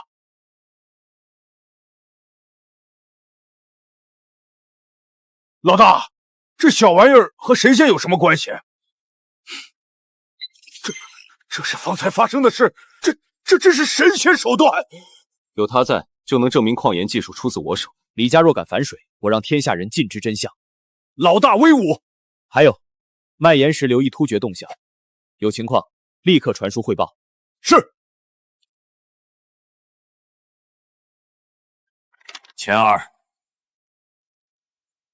父皇有何吩咐？矿盐一事，朕全权交给你督办。儿臣接旨。朕不管你用什么方法，3个月内，朕要大周百姓人人都能吃上无毒井盐。儿臣定当不辱使命。父皇，儿臣有一事困惑。有话直说。父皇，儿臣困惑，矿盐一事所谓笼络民心，可沈臣交由我们来处理，不仅当个甩手掌柜，还要以商号为沈商矿盐进行售卖，那岂不是这天下民心皆归他所有？陛下，七成利益和天下民心相比，微不足道。民心才是国本，钱财不过是细枝末节。你们当真以为朕会循规蹈矩，按照沈臣那小子的规定替他卖盐？父皇，你这是要毁约？非也，朕按约定卖矿盐，以商号为沈商矿盐进行售卖，而官府也可同时售卖矿盐，只需价格比沈臣的沈商矿盐略低即可。陛下，妙啊！如此一来，天下百姓只会选择官府矿盐，至于沈商矿盐，将无人问津。到时候，朕再以朝廷名义施压，分利时再克扣一部分，他沈臣只能吃哑巴亏，再借机把他的火器甲胄图纸全弄过来。不错，就这么办。沈臣，姜还是老的辣，你这次怕是要栽在父皇手里了。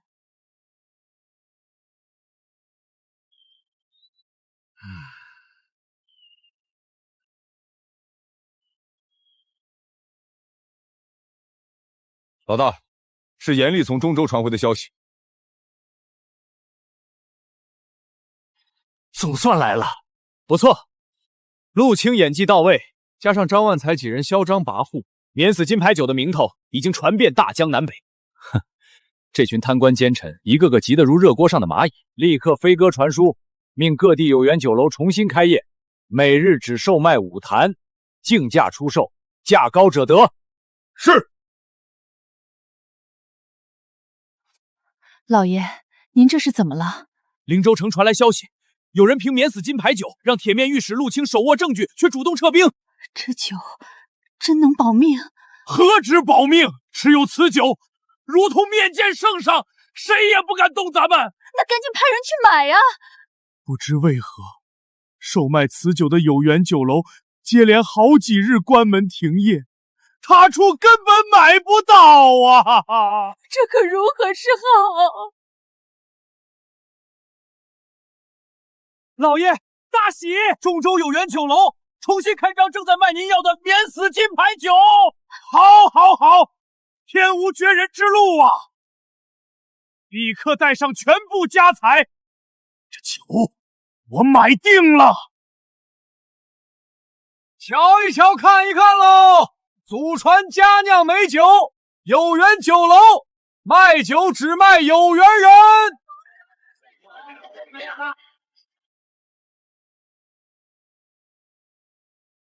这些酒本官全要了。对不住，本店每日仅售5坛，竞价购买，价高者得。竞价好，我出500两一坛，5坛我全包了。500两就想拿下，简直笑话！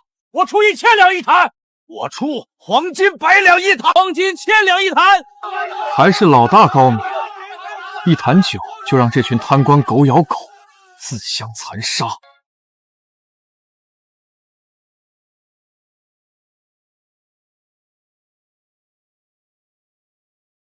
陛下，臣有本奏。说来。民间有人假借陛下威名，售卖所谓御赐美酒，哄抬天价，扰乱市面。哦，既然谁都知道那是假酒，定然卖不出去，不过是市斤计量罢了。若是卖得出去，又如何呢？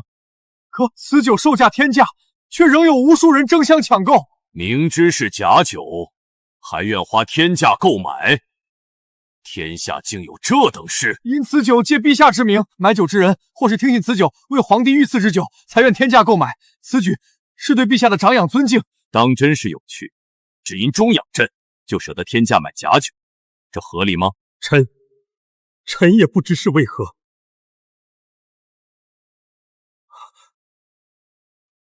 陛下，有缘酒楼当家人呈上花名册。有缘酒楼，陛下，正是这家酒楼假借陛下名义卖假酒。哦，以朕之名卖假酒，竟还敢主动出面，他这是在挑衅朕吗？将花名册呈上来，朕倒要看看他有多大的胆子。沈晨到底想干什么？这花名册不好，中计了。灵州城县令张万才、刘富贵、赵德禄7月初7于灵州城有缘酒楼花白银300两购一坛免死金牌酒。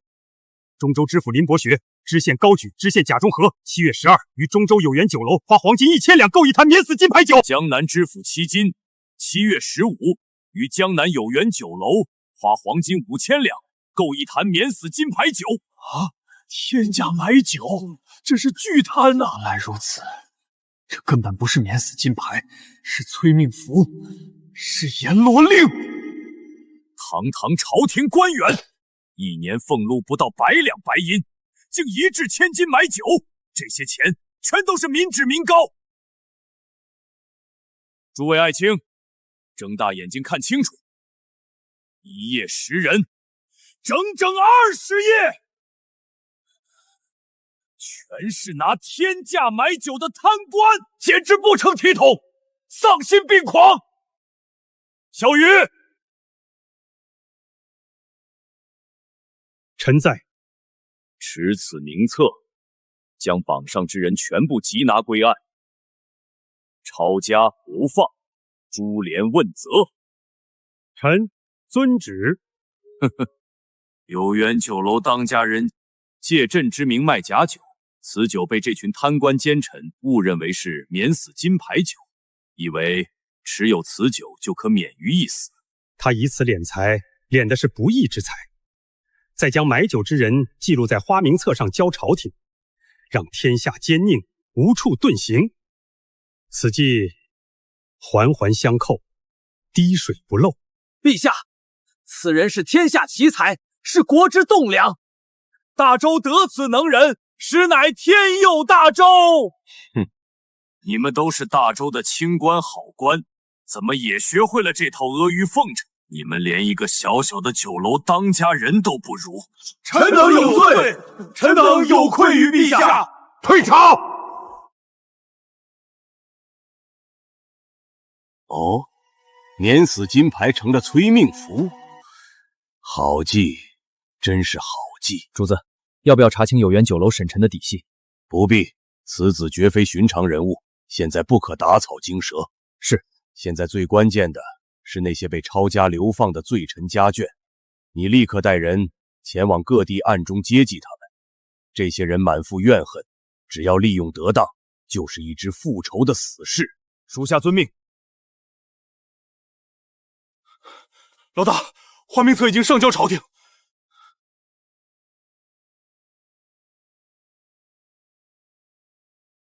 接下来，且看这天下风起云涌。什么？一夜10人，足足有20夜，将近200人全部暴露无遗。这免死金牌非但免不了一死，反而成了夺命符，这怎么可能？原来如此，陆清巡查灵州城，分明就是在演戏，演一场能将所有人都糊弄在鼓里的戏。可这沈晨凭什么能让陆清配合他演这场戏啊？难道他背后之人真是那位？并非那位，此计或是陛下在背后主导。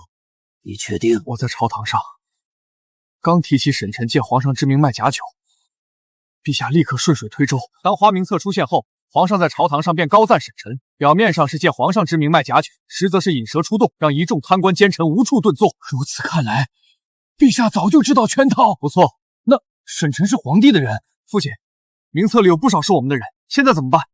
一群废物，贪生怕死，自寻死路。找机会，全部封口。是。矿盐，爷爷，出什么事了？市面上突然涌出大批精致矿盐，无毒无害，一斗只要5文钱。5文钱且无毒无害，这怎么可能？售卖矿盐的商贩，商号为沈商矿盐。沈商？除了沈晨，还能有谁？怎么又是他？这个沈晨绝对是陛下的棋子。先是征敏赈灾，接着除尽贪官奸臣，现在又断言吏，这是要对我们勋贵世家斩尽杀绝。还不可定论，沈晨未必是皇帝的人，他们更像互相利用。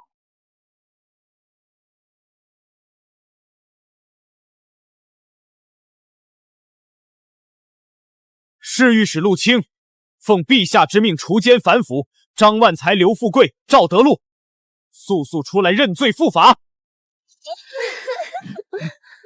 这该死的陆清，真是扫老子的兴！他该不会以为我们将免死金牌酒喝了吧？哼，有酒在手，他敢动我们一根手指头，找死！陆清，你眼瞎了！这酒乃是陛下御赐，陛下曾言要与天下群臣共饮，你敢对我们动手？陛下御赐，那又如何？你听不懂人话，见此就如见陛下，你敢忤逆圣意？哼，愚蠢至极！全都拿下！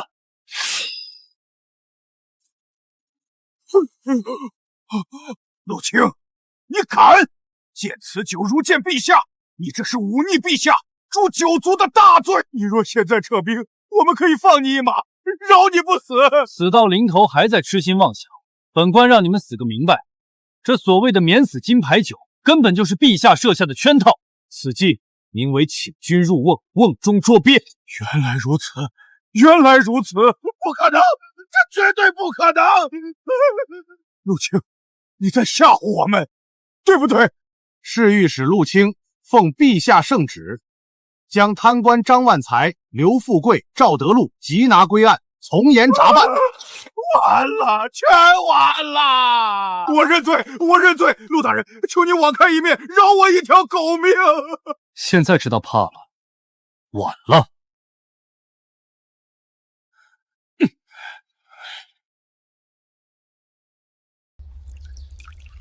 有这免死金牌酒在手，整个中州，你我三人尽可横着走。今日找二位，就是商议后续合作，共分民脂民膏。大人英明，有这酒护身，朝廷再大的官也奈我们不得。合作可以，但大人得拿出诚意，不能独吞好处。高枕无忧，我看你们是死到临头还不知。你是谁？敢闯林大人府邸，活腻歪了！你是镇国将军李景武，镇国将军，认出来就行。正好我也无需动手，不如你们束手就擒吧。你这是何意？我奉陛下之命，前来将你们三人缉拿归案。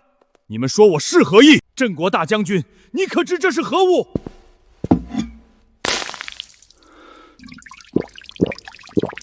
啊！你怎敢？这可是陛下御赐之酒！哼，陛下御赐，笑话！尔等贪官奸臣，陛下会赐酒于你们？你胡说！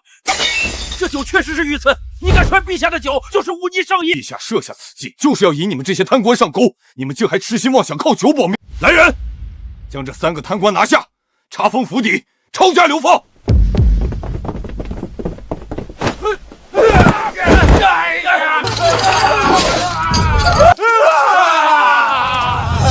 此次中州之行干得不错，都是老大指挥的好。这连环计把那些贪官骗得团团转，竟真有人花3000两黄金买一坛酒。哟呵，出去一趟拍马屁的功夫倒是见长，以后这种活就交给你。别，老大，我错了。小老弟，你这进步也就只剩拍马屁了。本将军奉陛下之命除奸反腐，这些贪官鱼肉百姓，今日尽数伏法，还大州境内一个清明。好，终于把这些贪官抓起来了，大快人心。老大，就是他们，这3人以黄金1000两购酒，竞拍最高价达到了3000两黄金。哦，那岂不是掏空了他们的家底？不错。老大，这人好眼熟啊！这不是李老哥吗？完了，沈晨这小子怎么会在这儿？要是让他看出破绽，可就麻烦了。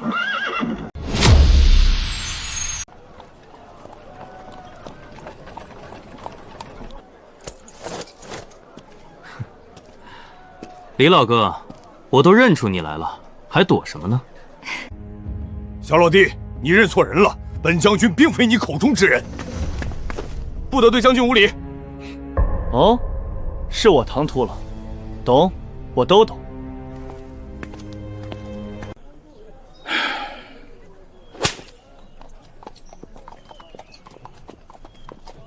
老大，难道是我们认错人了？没想到，老丈人竟早已把手伸进军中，说不定陆青也是他的人。难怪陆青当初那么痛快就配合演戏，原来是这么回事儿。话是这么说，但我总觉得事情没这么简单。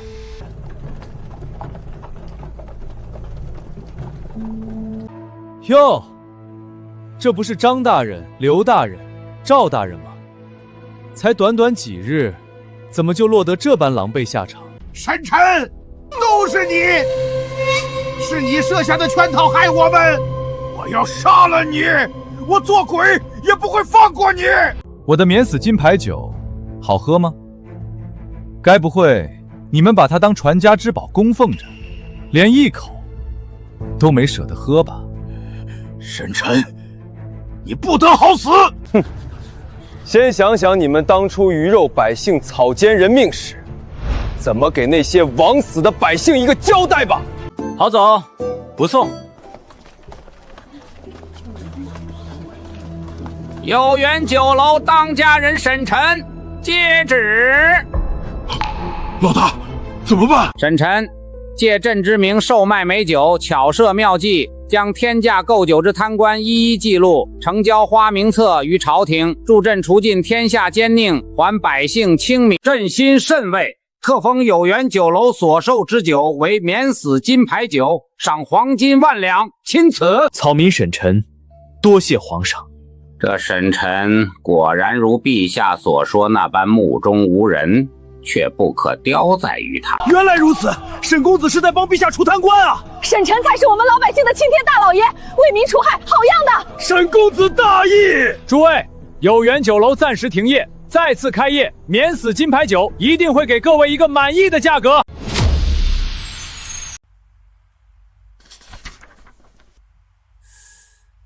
这沈晨好手段，当真好手段！他竟先下手为强，以沈商矿盐为商号，在江南大肆售卖矿盐，抢尽先机。沈商矿盐先一步打响名堂，即便父皇日后将矿盐收归官府售卖，百姓也只会记在沈晨名下。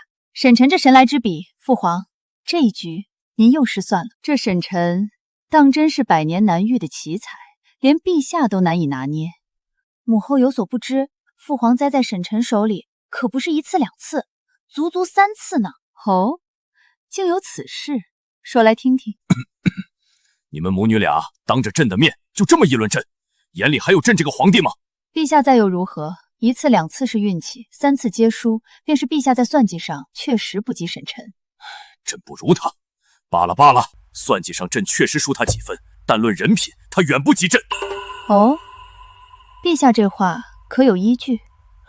那沈晨小子一见到西月就动手动脚纠缠不休，嘴里整日念叨着要明媒正娶，非西月不娶，活脱脱一个无赖。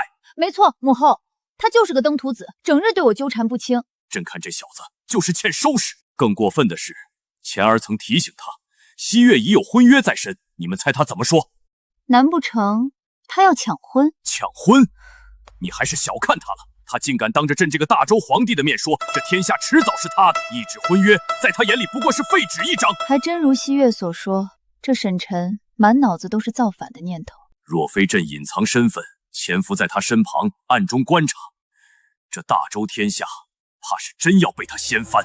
可若是父皇的身份暴露，沈晨知晓自己一直被欺骗，他会做出什么事来？会不会彻底反目？不过也多亏了他，大周的内忧已然解决。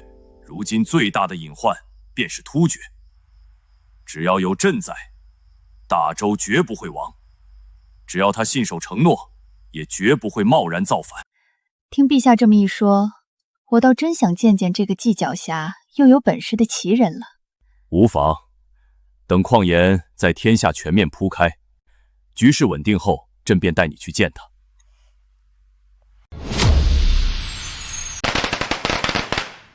走过路过不要错过，沈商矿盐今日正式开业，首日特价，1斗仅需3文钱。矿盐都是有毒的，你们竟敢拿来售卖牟利，就不怕害死人？对啊，矿盐又苦又毒。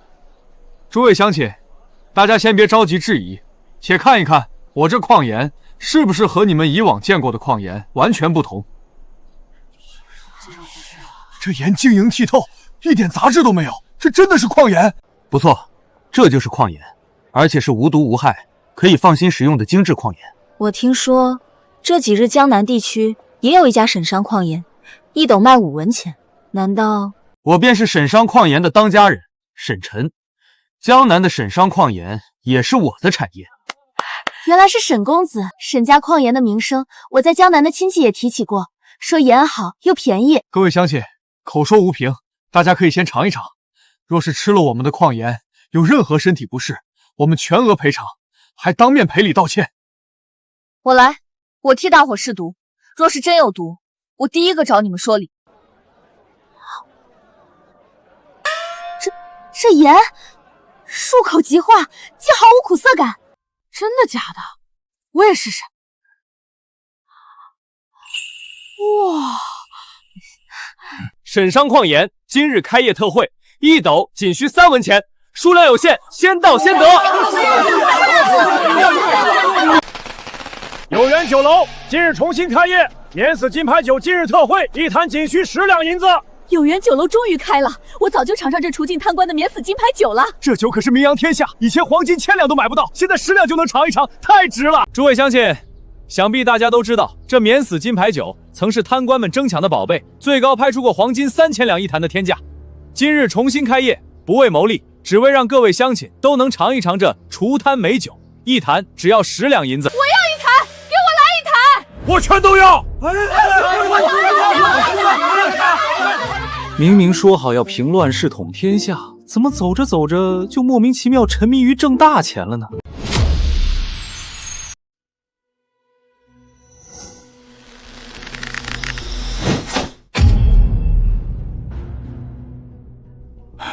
老大，李家一行人已经到门口了。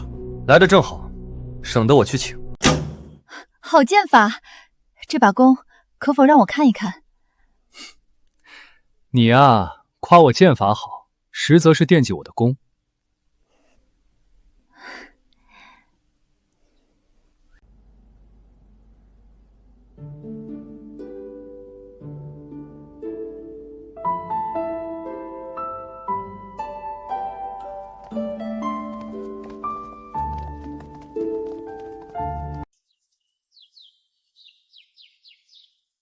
沈晨，这位是我的娘亲。小子沈晨，恭迎丈母娘。丈母娘，你这孩子倒真是如西月所说，厚颜无耻，一点都不生疏。小子，我说了，我女儿西月绝不会嫁给你这个山匪。伯父说的是，山匪这个身份确实配不上西月。你小子怎么突然认怂了？不对劲，你肯定又在打什么坏主意。哈哈哈哈！知我者，老丈人也。岳父大人，请稍后。严武，将图纸拿来。是。这第一份就是西月手中那把复合弓的图纸，此弓力道惊人，可轻松破开大周最强甲胄。如此精密的构造，真是巧夺天工。若是我大周骑兵人人都配有此弓，定能所向披靡，无人能挡。这第二份是一身精致甲胄的图纸，此甲坚硬无比，可抵御大周所有最强兵刃。这甲胄与我此前见过的竟有很大不同，做工更精细，材质也更出众。不错，这是我改良过的版本，比之前的甲胄防护力更强，也更轻便。所以这2份图纸还有这甲胄复合弓，你是打算交由我李家来制造？伯父都已经把手伸进军中了，我若是再不拿出点诚意，岂不是落后了？我说的对吗，李将军？不好，沈晨这话是什么意思？他难道已经知道李景武的真实身份了？若是他察觉我隐藏身份，后果不堪设想。为了大业，家主命我潜入军中查探虚实，那日在灵州城才未能与你相认。我懂，我都懂，都是自己人，何必这么见外？对，正所谓知己知彼，百战百胜。我也是为了大局着想。我还知道，侍御史陆清也是伯父的人吧？西月，你还想瞒着我呢？我也是听从父亲的安排，不是故意要瞒你的。这可就不对了，都是自己人，这般遮遮掩掩，多生分。沈晨，言归正传，如今大周贪官已除，灾情也通过征米赈灾得到缓解，内忧已解，你还是一心要反？我曾说过，大周的内忧远不止这些。远不止这些，沈公子这话是什么意思？这个冬天，才是大周走向灭亡的根源。何为灭亡的根源？为何偏偏是这个冬天？时间不多了，武器装备的打造要加快。为了大业，还请伯父全力以赴。大摆宴席，恭迎伯母。是。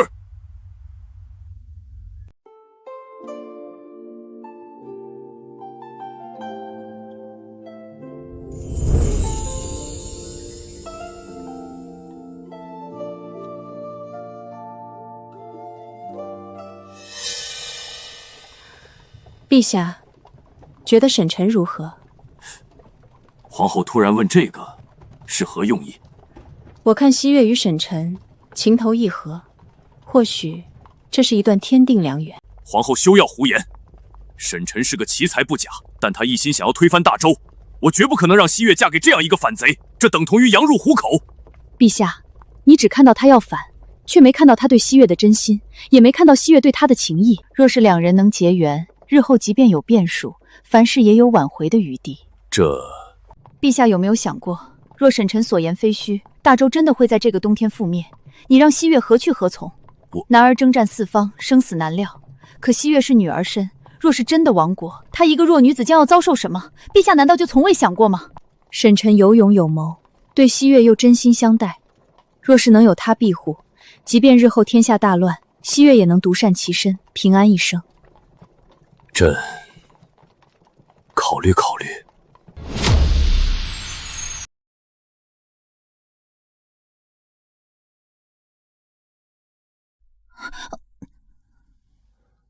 精心瞄准，手臂稳住，不要慌。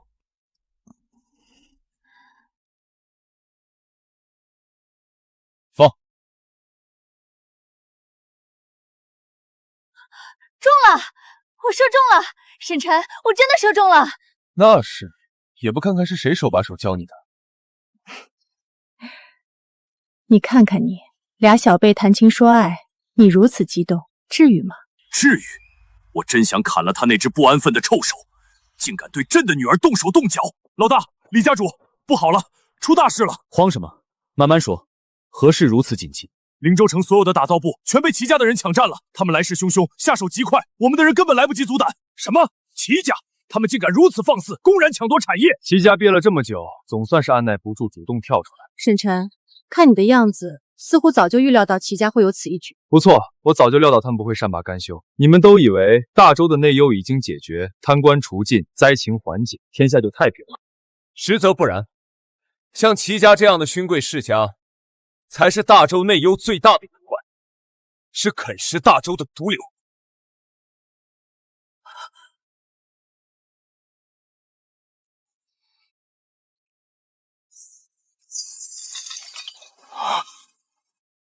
欺人太甚！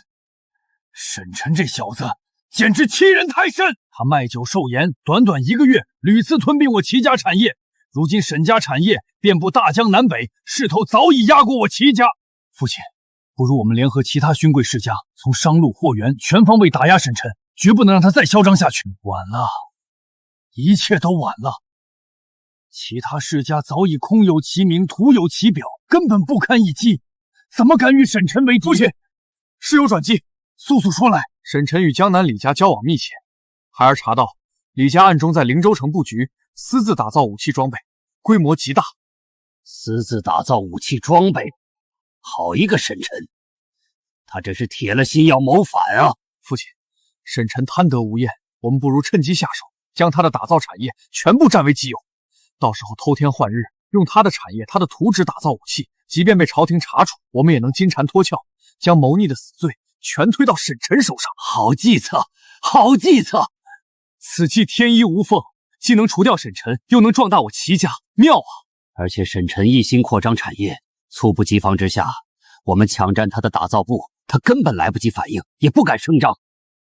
齐望、齐远、齐恒，你们3人立刻召集齐家所有人手，连夜赶往灵州城，务必将沈晨所有的打造产业全部拿下，一个不留。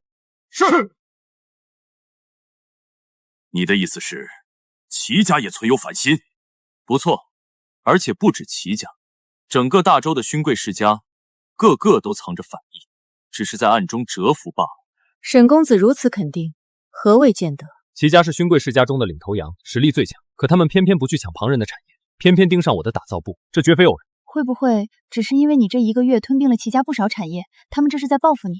吃准了我被抢了打造产业，只能吃下这个哑巴苦亏，不敢轻举妄动，生怕暴露自己。可私自打造武器装备是诛九族的死罪啊，他们就不怕吗？他们精明得很，拿下我的打造产业后，定会闭门造车，只为齐家打造武器。若是事情败露，他们只需将此事上报朝廷，反倒能证明自己发现谋逆，主动上交，洗清自身反心。可若是让他们拿到了武器图纸，日后必成大患，这该如何是好？无妨，他们拿到的是低了好几个等级的武器装备图纸罢了。好啊，沈晨，原来你早有防备，到头来还是对我们有所忌惮。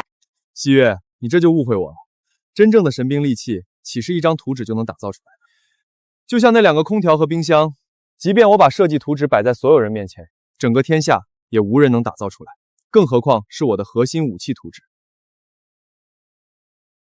齐家的事就由我来处理，这天下还没人有资格占我沈晨的便宜。小雨、李景武，你们说说，齐家抢占沈晨打造产业，反意已露，朕该如何处置他们？臣认为当机立断，直接以私夺产业、意图谋逆为由，出兵铲除齐家，永绝后患。不可，陛下，万万不可！哦，为何不可？齐家势力庞大，且与其他勋贵世家似有往来，若是直接铲除齐家，必定打草惊蛇，其他勋贵世家定会立刻警觉，暗中勾结，到时候反而难以掌控。可沈晨说的对，这些勋贵世家是大周内忧最大的毒瘤，一日不除，朕便一日难以心安啊！臣有一计，若是能借用沈晨之手灭掉齐家，可谓一举多得。哦，详细说来。沈晨的酒业、盐业早已抢占各大世家的收益，世家对他早已恨之入骨。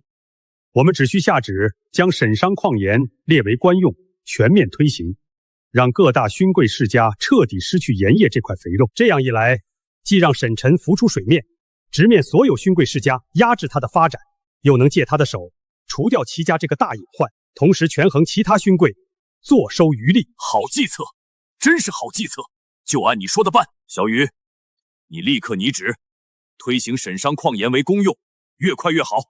臣遵旨。老大，大事不好！大周朝廷下旨，将沈家矿盐列为官用，各大勋贵世家已经联合起来，要对我们的产业全力打压。哦，朝廷倒是打得一手好算盘，这是明着要把我拉下水，借世家的手来制衡我。老大，事到如今，不如我们先退让一步，收缩产业，暂避锋芒，再做长远打算。退让？我沈晨的字典里就没有退让这2个字。他们既然想死，那我就成全他们。在登上皇位之前，我不妨先做这天下第一大财主。严武、严厉，属下在，老大有何吩咐？立刻传我命令，与各地酒楼、酒馆、饭馆让利合作，将火锅全面推广，将改良后的织布机低价贱卖，敞开供应，把丝绸布料的价格打到底，让世家们的布庄彻底无利可谈。将杂交水稻、高产土豆的种子上交朝廷，推动全国种植，把粮食价格压下去，断了世家们囤积粮食、谋取暴利的路子。是，属下遵令，立刻去办。敢跟我斗，我就直接掀桌，看谁先扛死坐。这个沈晨简直是欺人太甚，根本不把我们放在眼里，这是要赶尽杀绝啊！现如今，酒业、盐械被他垄断，就连丝绸、粮食产业也被他步步紧逼。我们手里的产业全成了摆设，谁能想到，我们竟会落得这般境地？他靠着免死金牌酒收割了贪官的家产，财力雄厚的无法计算，我们根本玩不过他呀！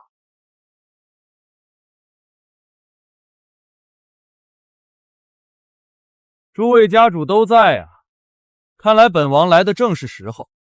没打扰各位议事吧？我等拜见吴王殿下，殿下千岁千岁千岁！无需多礼，都起来吧。本王此次前来，是要与各位共谋大业。殿下，我等如今已是穷途末路，不知殿下所谓的共谋大业，是指……诸位，你们有没有想过，仅凭沈臣一人，何德何能，将你们4大世家死死压制，让你们毫无还手之力？殿下的意思是，沈臣是您的人？如此其人，若是能为我所用，本王求之不得。可惜，他并非我的人。还请殿下明示，我等实在不解，为何会被沈臣逼到这般境地？本王明说吧，从始至终，你们真正面对的对手，从来都不是沈臣，而是大周的皇帝李成。这沈臣竟然是皇帝的人，我们这是被他耍得团团转啊！戚家主，当初可是你拍着胸脯说沈臣与皇帝毫无关系，让我们放心对付他，如今酿成大祸，你说怎么办？齐关山，都是你，是你害了我等4家。若不是你提抢占沈臣的大造产业，我们也不会落得这般境地。诸位息怒，诸位息怒。倘若沈臣真的是皇帝的人，可为何我齐家抄了他的打造产业，还安然无恙，连一点风声都没有？事到如今，我也就不瞒着诸位了。自齐家拿下沈臣的打造产业后，我们就一直在暗中打造武器装备，至今已有1个多月。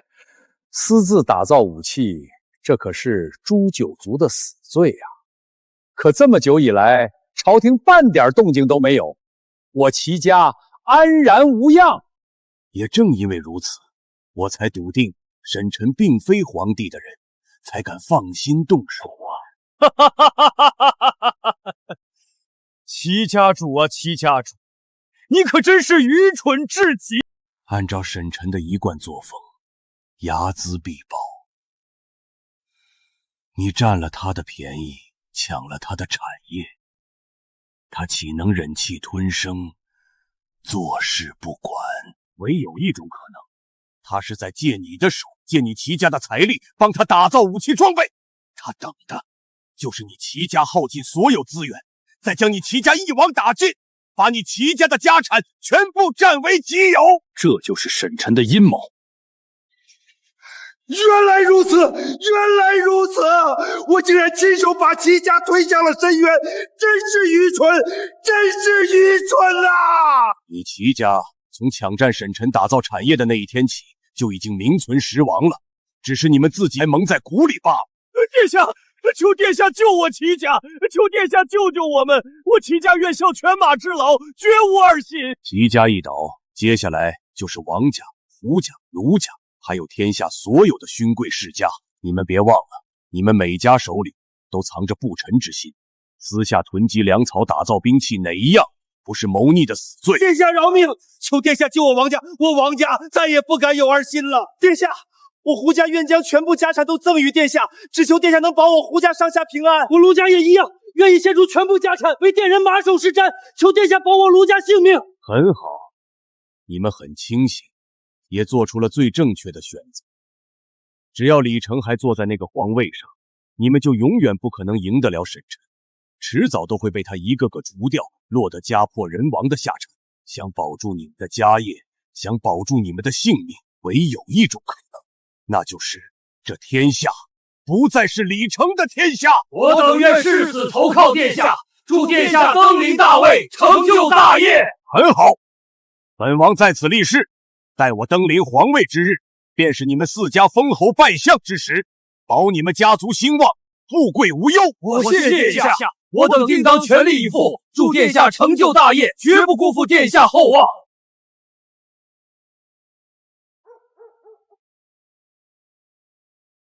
主子，突厥那边回信了。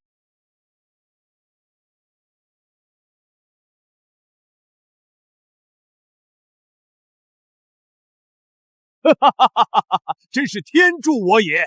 此计若成，这大周天下必归我所有，天下易主，指日可待。主子英明，属下愿听候主子差遣，祝主子成就大业。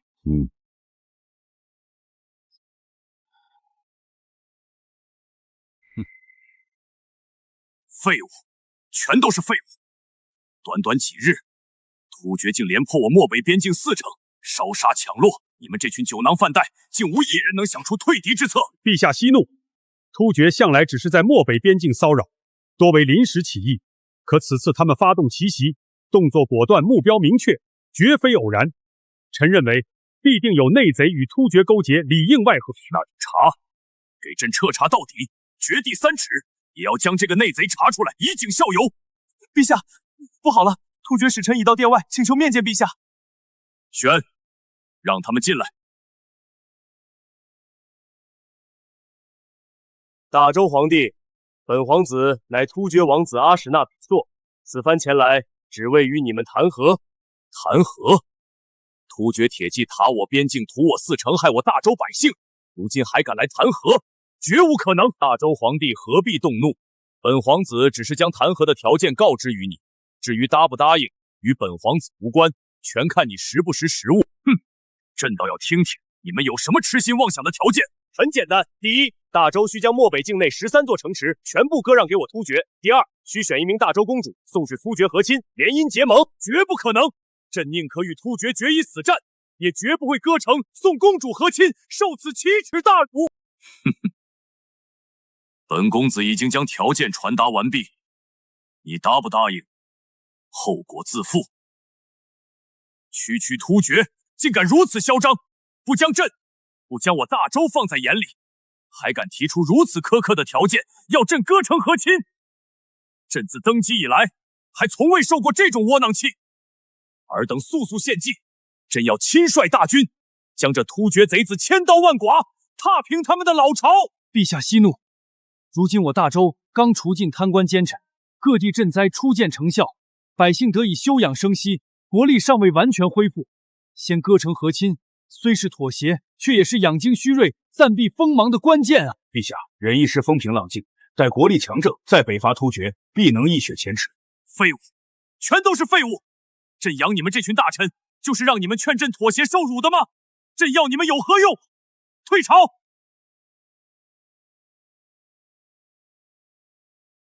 陛下，末将愿立下军令状，亲率大军出征，定将突厥贼子击退，收复失地，以雪今日之辱。将突厥击退并非难事，可一时击退无法永绝后患，他们迟早还会卷土重来，骚扰我大周边境，残害我大周百姓。朕要做的不是击退，是北伐，是彻底歼灭突厥，永绝边境之患。父皇，女儿听说了，突厥要让大周送公主和亲，女儿不要去，女儿不要联姻，女儿只想陪在父皇身边。悠然，别怕，有父皇在，朕绝不会将你送入突厥贼子手中，绝不会让你受半点委屈，你且放心。父皇，若是实在没有办法，西月愿替悠然出嫁，前往突厥和亲。胡闹！朕的女儿个个金枝玉叶，绝不可能用来联姻和亲，绝不可能用你们的幸福去换所谓的和平。此事休要再提。入秋了，大家好不容易聚在一起吃个饭，可伯父因何事这般愁眉苦脸？沈臣，你有所不知，突厥连破漠北边境4城，我李家在漠北的所有产业全被他们抢占一空，损失不计其数。事发突然，损失在所难免。沈臣，你是不是一直在等？等的就是突厥进攻大周？是，也不是。我曾说过，这天下是华夏的天下，这天下的子民是华夏的子民。我之所以等大周王后而返，是为了不伤及华夏子民，就不可能任由突厥残害华夏子民。可这天下还是大周的天下，我若起兵攻打突厥，就算我的出发点是好，也会与大周全面对立。如此一来，即便我登上皇位，也是从大周手中抢下来，并非顺理成章、天命所归。所以你是在等大周与突厥全面开战，大周不敌突厥后，再起兵救天下于危难之际。不错。楼下何事这般吵闹？突厥使臣阿史那比索带着随从在楼下闹事，还动手打了百姓。将窗户打开。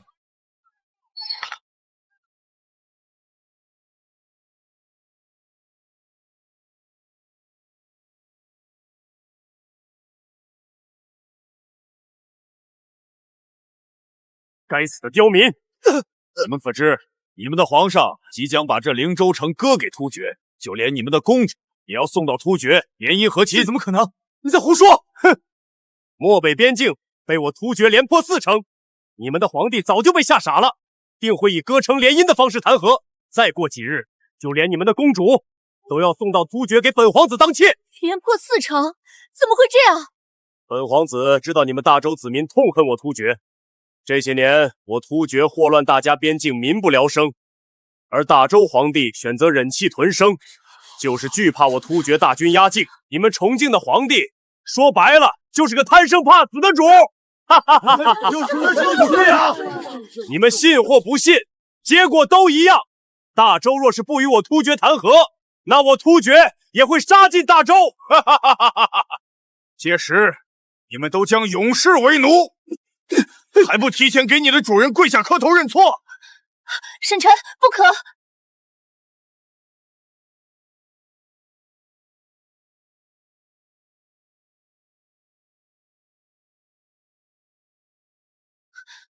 沈晨，不可！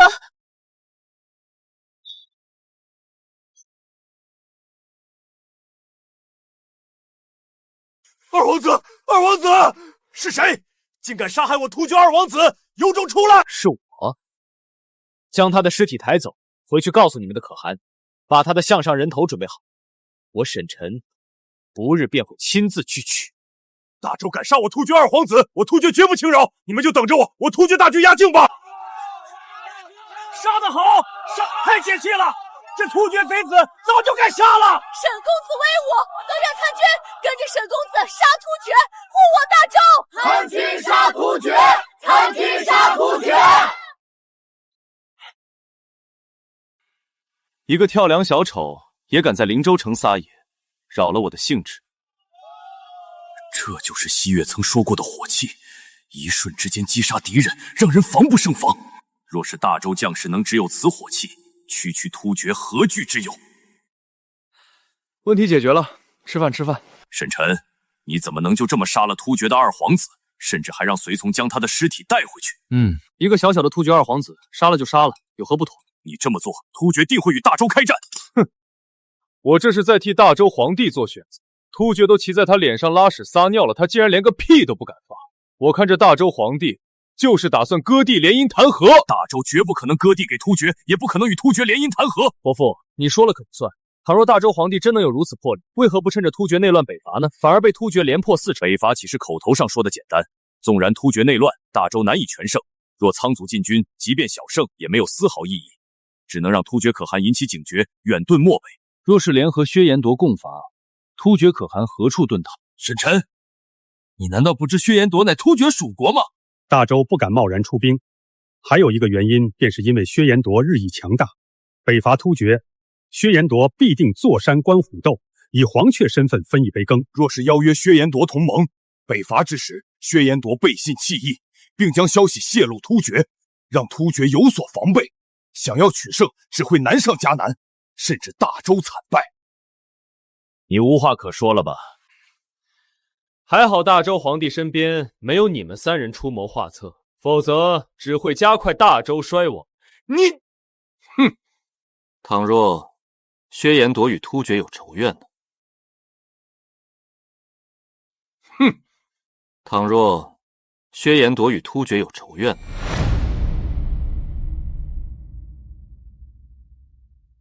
沈晨，你这话是什么意思？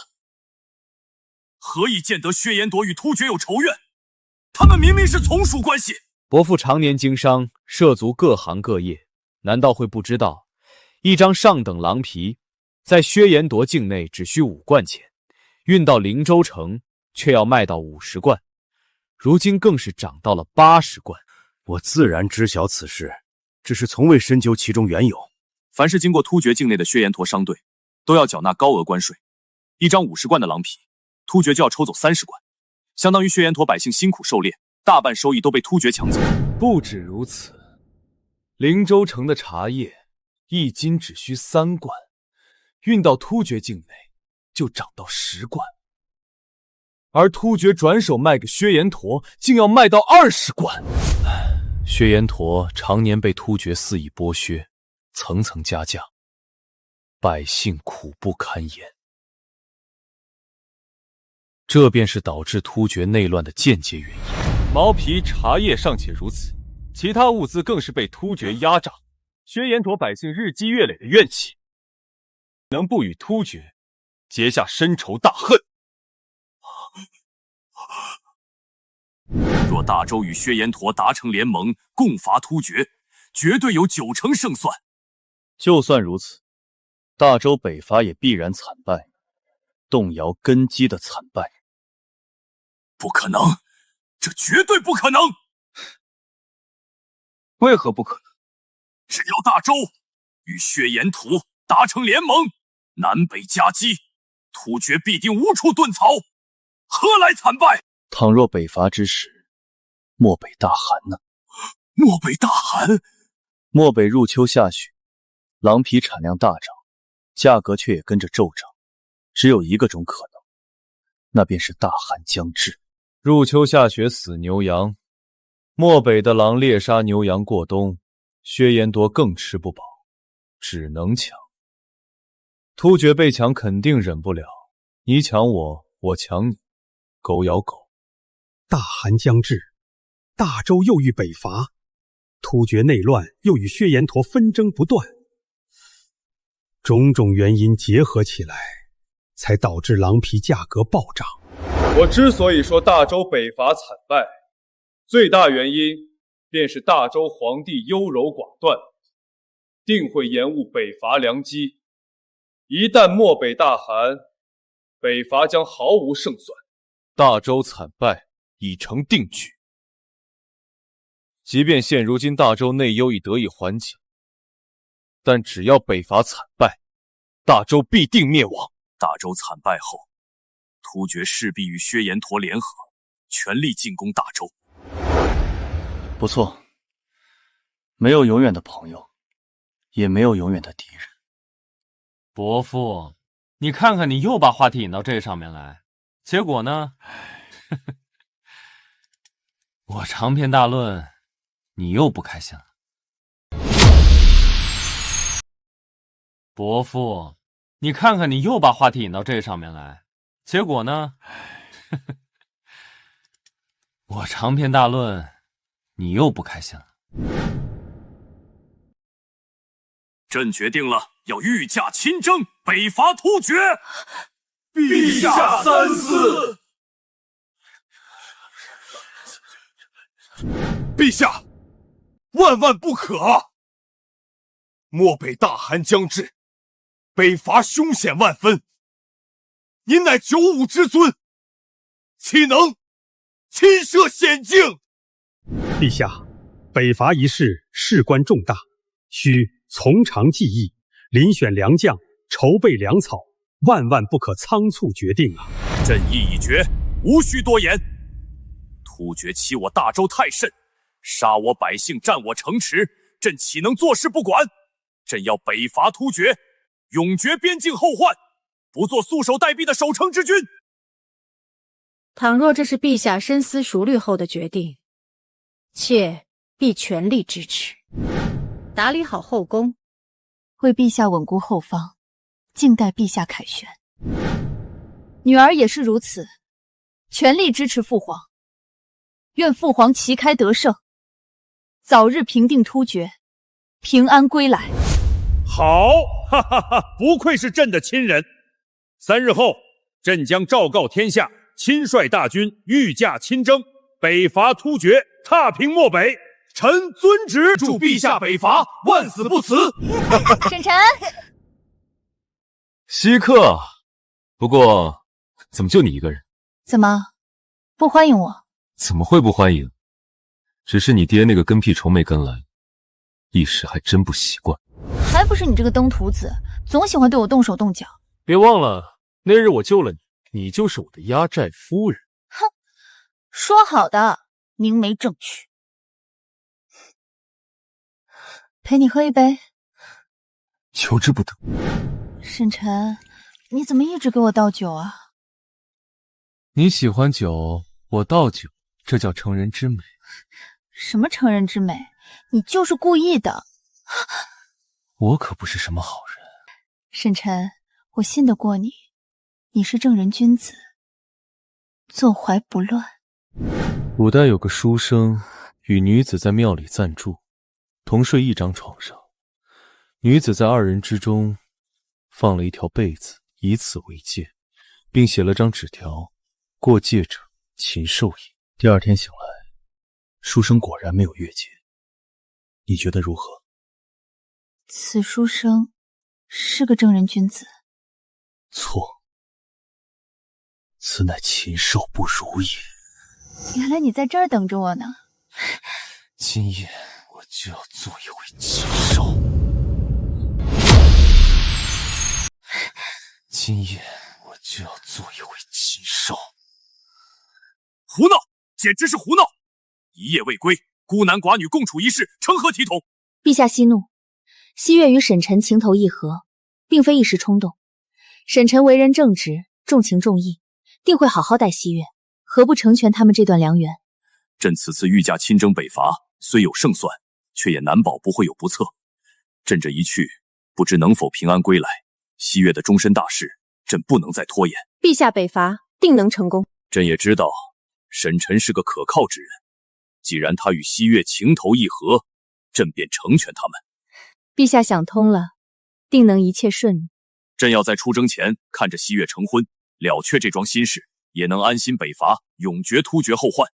正好出征前喝上一杯喜酒。喜酒如此急切，朕怕这会成为一生的遗憾。那就依陛下的。沈晨，父皇即将北伐，你与父皇立场不同，倘若日后兵刃相犯，你会不会因为我而手下留情？沈晨，你给我滚出来！唉，老丈人还是来了。快起来，穿好衣服。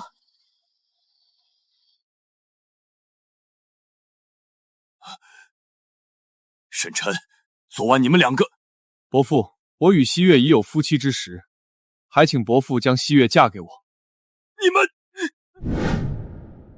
沈晨，我是为了你与西月的婚约而来。伯母这是同意了，可伯父……哼，你都先斩后奏了，还需要征得我的同意？爹，你这说的什么话？你与西月情投意合，成全良缘。我答应过西月，要对西月明媒正娶，我选个好日子，就向李家提亲。提亲就不用了，你们明日便成婚吧。明日？父皇这是想在出征前喝上我和沈晨的喜酒，这会不会太唐突了？从简即可，我只希望我女儿过得好，过得幸福。那就依伯父伯母所说，明日便成婚。那就依伯父伯母所说，明日便成婚。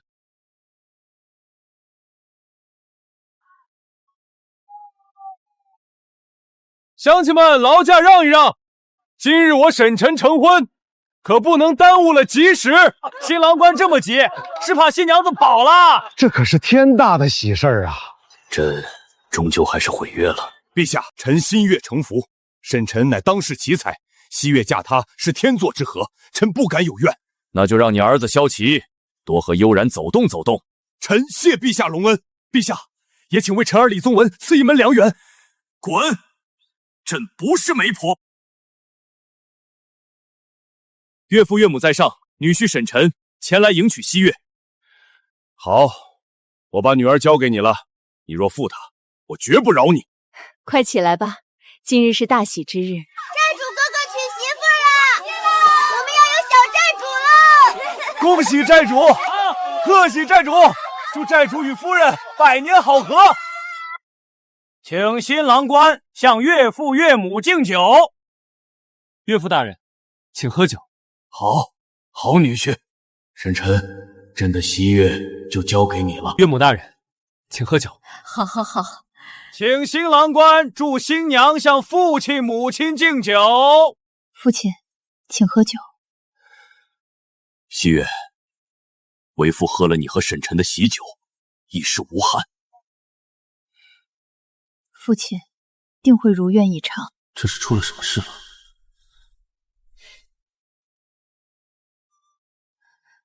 母亲，请喝酒。乖女儿，乖女儿。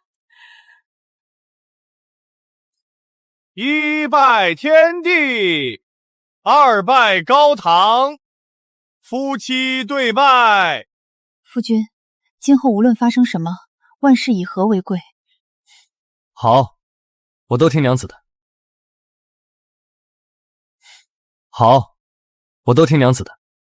突厥罪责有三：其一，背弃盟约，屡犯我大周疆土，杀我军民；其二，攻破漠北4城，屠戮无辜，血流成河；其三，辱我邀月公主，至今下落不明，欺君罔上，罪无可赦。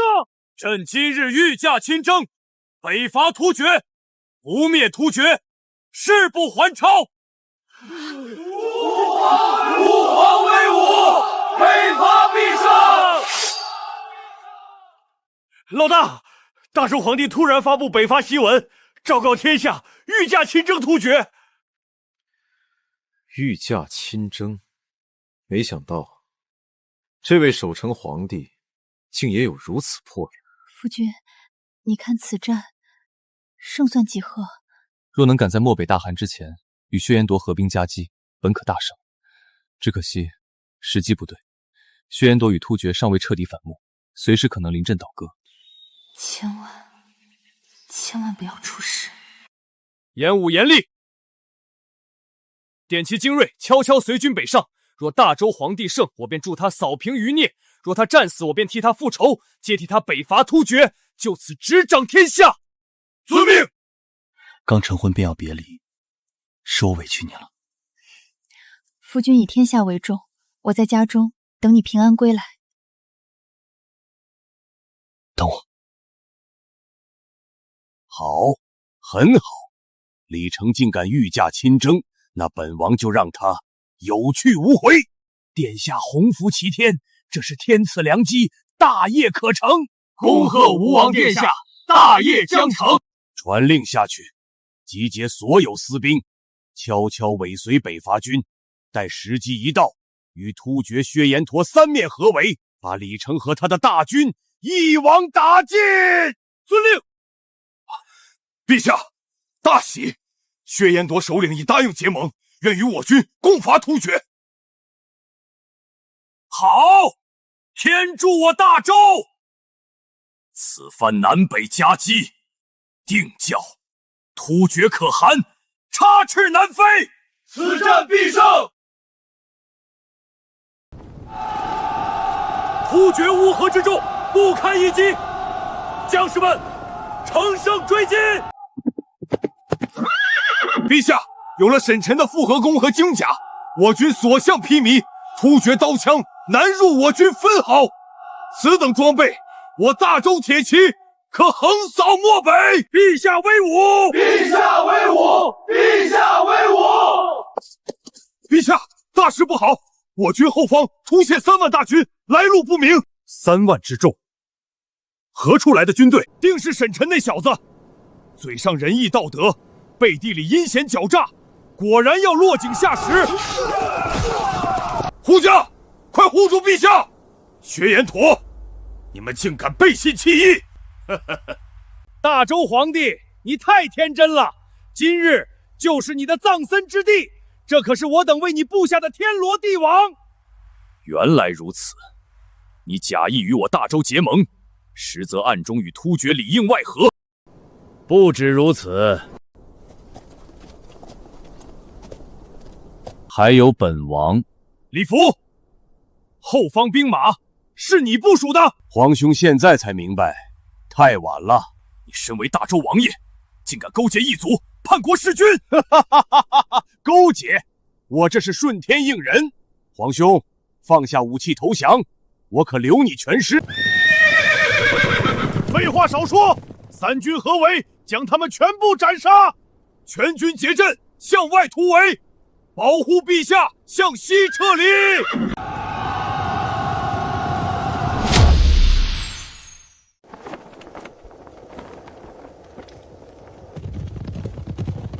哦，好像出了点变故。老大，是薛延陀的人在追杀大周军队。假结盟，真围剿。薛延陀早跟突厥串通好了，以此围剿大周北伐军。不对，还有一队人马，甲胄兵器全是大周志士，是内奸。大周有人勾结异族，要叛国弑君。三面合围，插翅难逃。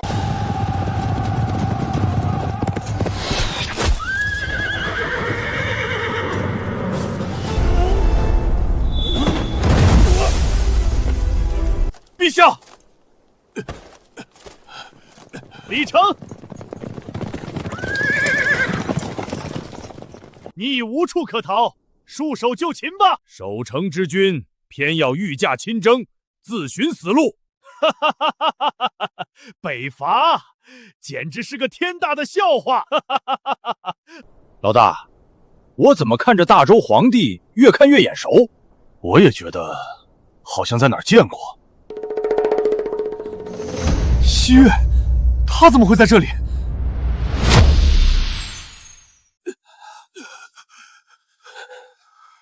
此番北伐，是朕失算了。陛下，一定还有转机，不能就此放弃啊！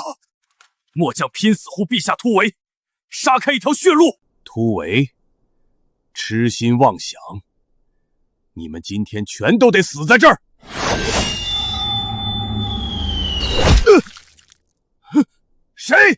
谁敢偷袭本王？西月，他怎么会在这儿？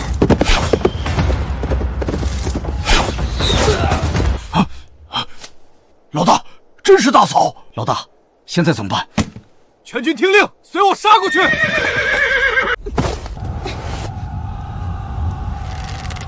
西月，这不是你该来的地方，快离开！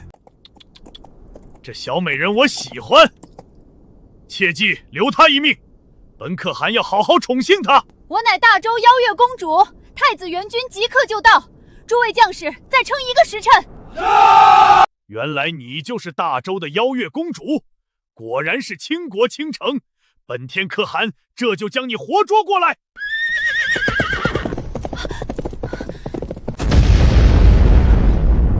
怎么回事？这是什么声音？后方来人了！大周的援军竟来得如此之快，这绝对不可能！到底是谁？管他的！这小美人儿，本天可汗要定了！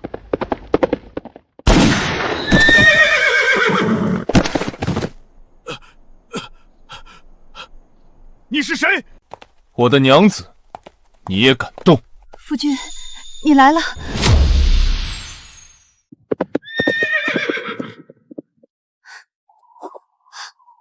陛下，我们有救了！有沈臣在，足以扭转局势。没想到，朕竟会以这样的方式在沈臣面前暴露身份。小老哥，李老哥，好巧啊！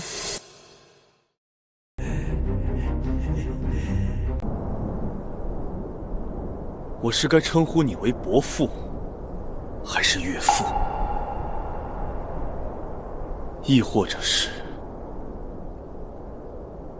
大周皇帝？沈臣，原本一开始只是个误会，我多次想向你解释，可你一心要反，我怕向你表明身份，你和父皇便会兵刃相向，而父皇也不愿与你为敌，只能再三隐瞒。沈臣，朕有愧于你呀！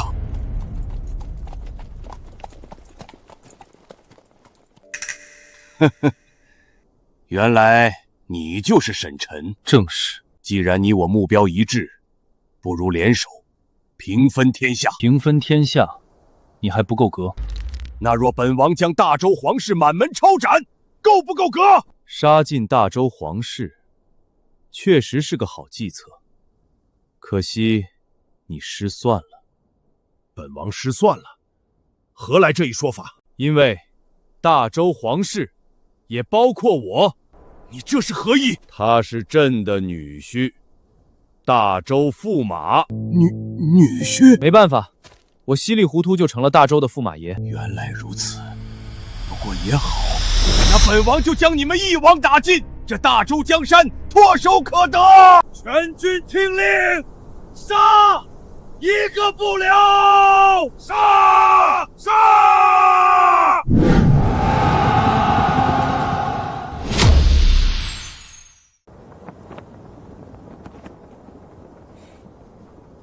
严武严厉，在！火炮阵营破阵！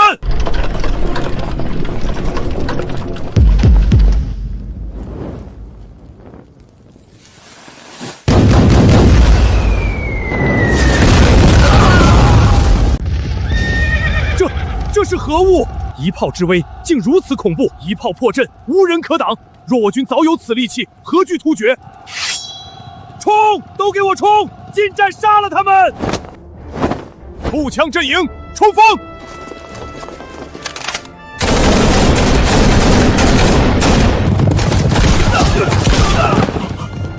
这又是何物？你们使的是什么妖术？原来这才是沈晨一直藏着的大杀器。我终于明白夫君曾说过的降维打击是何意了。降维打击，好一个降维打击！瞬息之间扭转局势，我也不如沈晨啊！不好，快撤，快撤！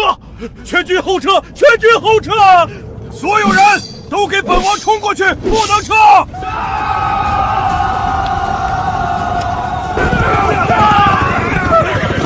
全军出击！除放下武器投降者，一个不留！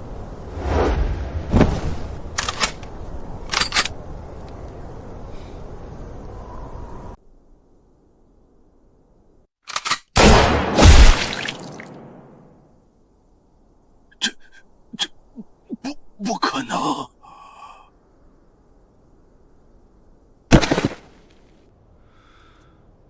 李福死了，百丈之外，一击毙命。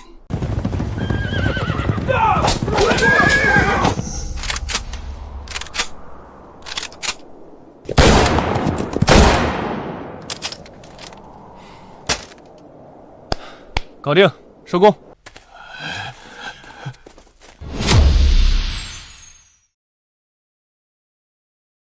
我沈晨运筹帷幄，算计天下，却不曾想到头来竟是个小丑，被你这大周皇帝耍得团团转。沈晨，这天下你想要你就拿去。岳父，您舍得吗？舍不舍得不是我说了算，而是你说了算。那我就恭喜宿主完成平乱世一统天下主线任务。原来不用当皇帝也能完成任务。穿越古今通道已经开启，通道地点为山寨主屋。穿越古今的通道，所以我这是能回到现代了。当皇帝，起得比鸡早，睡得比狗晚，操心比牛多，这活谁爱干谁干。能来回穿越，倒一倒就能财富自由，那谁还愿意当牛马皇帝啊？夫君，你不是要做天下之主吗？怎么突然就改变主意了？想知道答案？是因为我？是，也不是。你先跟我回家。岳父，你还是这大周的皇帝，收尾的工作就交给你了。这沈晨他到底是什么意思？猜不透，看不穿。既然他不想要这天下，那朕就勉为其难，继续当这个皇帝。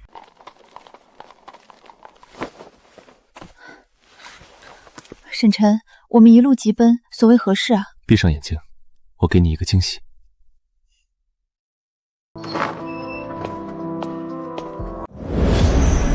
想必这就是穿越通道了。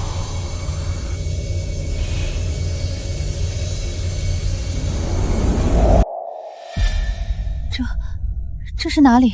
这就是我那遥远的故乡。